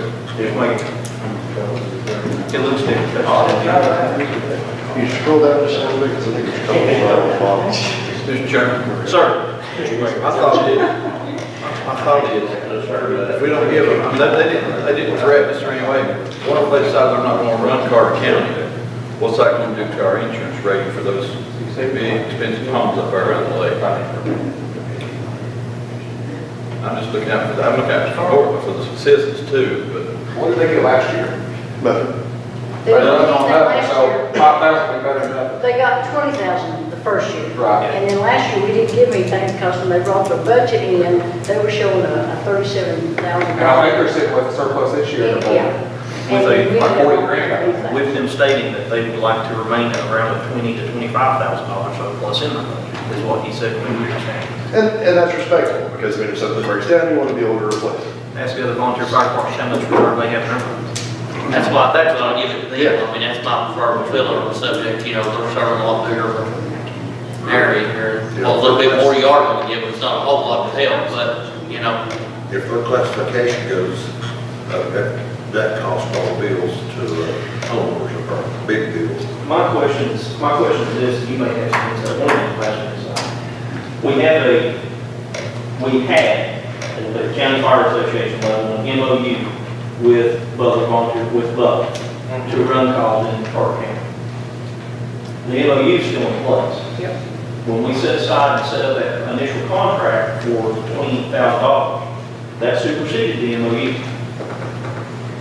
Now, of course, last year, they come to us and we reduced our funding to zero. This year, we're asking for staying at 5,000, increasing our funding to 5,000, giving them something, which is,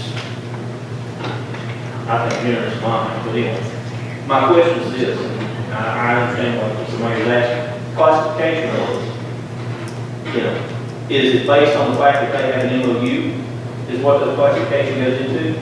Or is it the contract, or is it just because it's within the area? So who's the controlling contract that determines whether or not classification is it the contract that we don't have, or the MOU?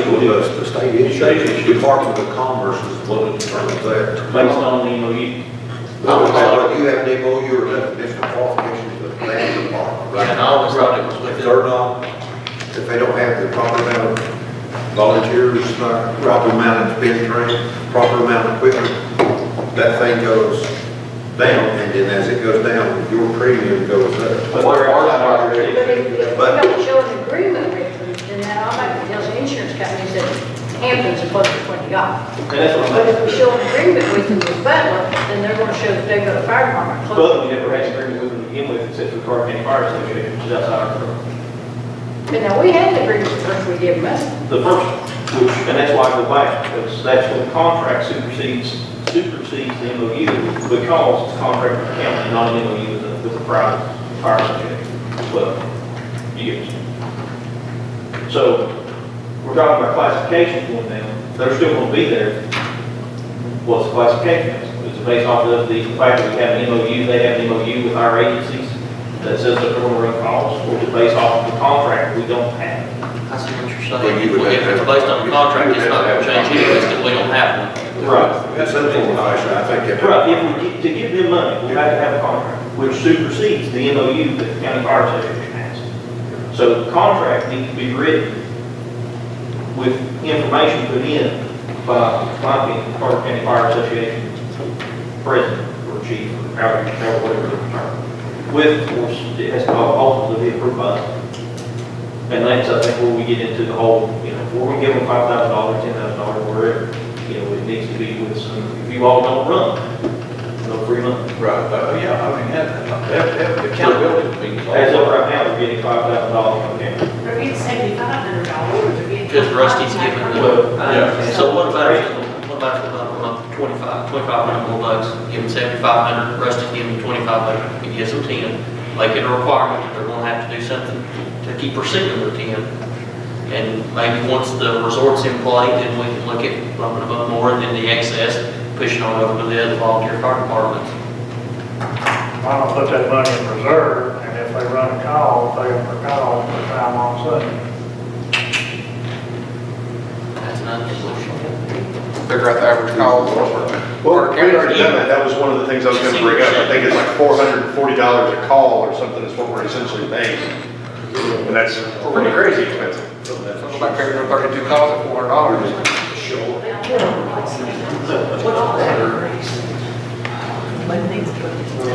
I had a call from this guy that he was a 10, and he was going on with it, but he said he had no coverage. Charles Butler had told him that's why they're going to run, because they wasn't getting no money. So he said that he was cut, he was talking insurance, he was a 10, and he was outrageous, he's out to talk. And he was fussing, and I said, I don't have no answer for that. Yeah, say zero, we get zero. However, and that goes back, however, are they just going out and telling people in Carter County that they're not going to run calls and it's going to drag their insurance rate down? Or is it actually going to drag their insurance rate down? It would drag it. But I got why hasn't it been lowered I in got the 2 past? calls from residents that live in that section of Carter County who both called in on the same day to tell me that their insurance companies had called them to tell them their rates were increasing because Butler Volunteer Fire Department was no longer providing fire coverage for that area. So they're going to. So they got calls from their insurance company and were told that the rate was going up dramatically. So are they going to violate their MOU or do away with their MOU? I guess their thought was they didn't get money, so the agreement wasn't in effect. We don't have it. We haven't had an agreement with them. We started that MOU or contract or whatever it was the first year we gave them the money. A 1-year contract for $20,000. They had an MOU with the County Fire Association to provide mutual aid coverage way prior to our contract. Now, that's why I was asking, is the state going to go off of, the insurance company's going to go off of the MOU that has been in existence for a long time? Or are they going to go off of that 1 year's contract? They must have been going off the 1-year contract because that contract made them the primary instead of a mutual aid, was the way it was explained during that commission meeting. But my question is, if they have an MOU, they decided that they're going to run or they're not going to run, that's what the state's based off of, or the insurance is based off of prior to, is the fact that they're going to run. Just because we're not going to give them, just because we don't have a contract with them, even if we're just going to give them $5,000 or whatever, does that necessarily automatically mean that their coverage is going to be dropped? Even though that they have been running mutual aid and will continue, and have been continuing to run mutual aid for forever. What is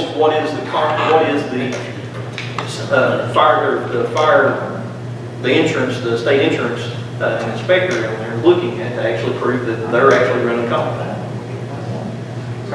That's my because I agree. Don't negotiate with terrorists. I would imagine that the MOU that they've had would be the prior precedent because that's what they would pay to go off of for many years. They wouldn't just pick up that additional coverage for the 1 year that we pay them $20,000. It's based on the amount of occupied residents in a 2-mile radius, and then I think there's a 4-mile radius, and a 7-mile radius of the fire department. It doesn't matter whether of a fire department. And then they evaluate them by the report, the fire department is then rated as they report to the Department of commerce as to what the efficiency is. Because my thought is, if it's off the MOU, if it's because they're in the area, they operate, they go to calls based off the MOU because that's what they have. That allows them to cross that jurisdictional boundary. There is no I jurisdiction. know, but I'm just saying, in their head, that's what they're at, what they have. Then, we didn't have a contract last year. We only had that contract for 1 year. The state didn't raise the insurance rate or lower the insurance, raise the insurance rating for everybody for 1 year and then decide to drop it. We don't have insurance, we don't have a contract with them now. If we entered into a contract with them, you can't tell me that the state's gonna come in and say, we're gonna raise or lower based off the 1 year contract. So that's only my concern. I don't want the misnomer of, we're not gonna give them, they're asking for $20-some thousand, $25,000, we're not gonna give them the $5,000 when they're not only being given, what was it, 17 from Johnson County. from Johnson County, we won't give them the full 20. No, And but I don't want them to say, I don't want it to come back that because we're not doing that, then they're gonna have less coverage in Butler, in Carter County or in Butler, and it's gonna drop the fire association rate. That seems like another issue. Well, the issue is when you have a fire out on Piercetown Road, and Hampton goes by, Butler Fire Department, and they're not activated, we got a problem. Yeah. Now, it's either a communication problem, I would say more than likely, because remember, their prime dispatcher is Johnson County, not Carter County. We have no conflict. Somehow we need to get them on the same page.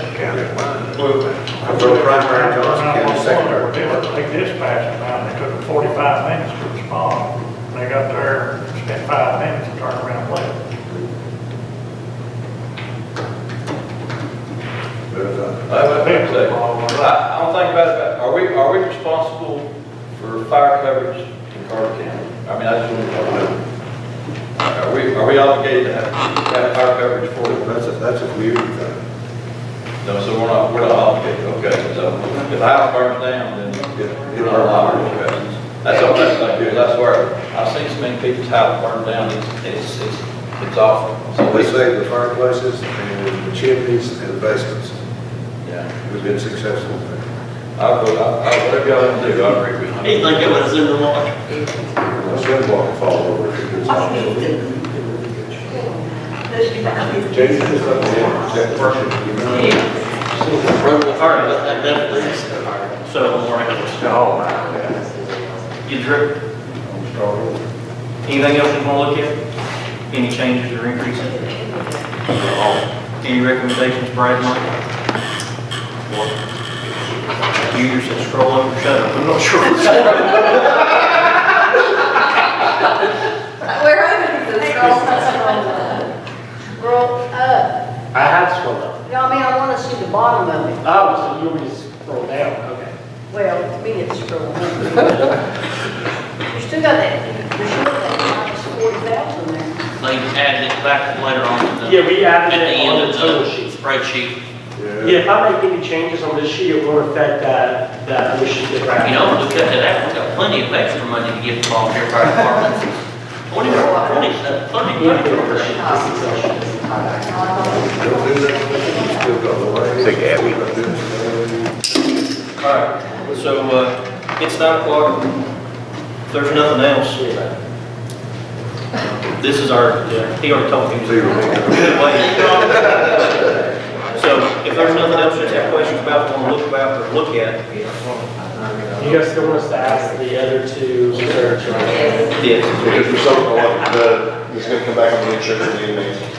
And can you make appropriate changes to incorporate? This, I heard you say yes. Yeah.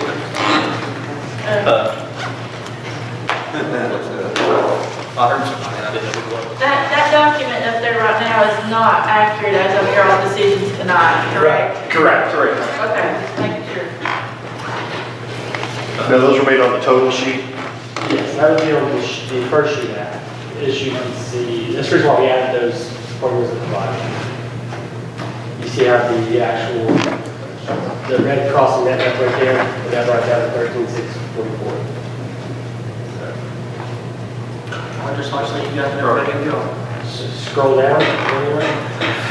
All right, so this is our last budget hearing. We will not be having a budget hearing anymore. We'll be in budget voting come Monday. So come prepared. It's going to be a long meeting. We've got a regularly scheduled commission or a regularly scheduled budget meeting, and then we got the hearing after that. I will make her all sorts of things. We can put somebody in charge of snacks. Kelly makes a very good snack mix. Kelly volunteered to bring some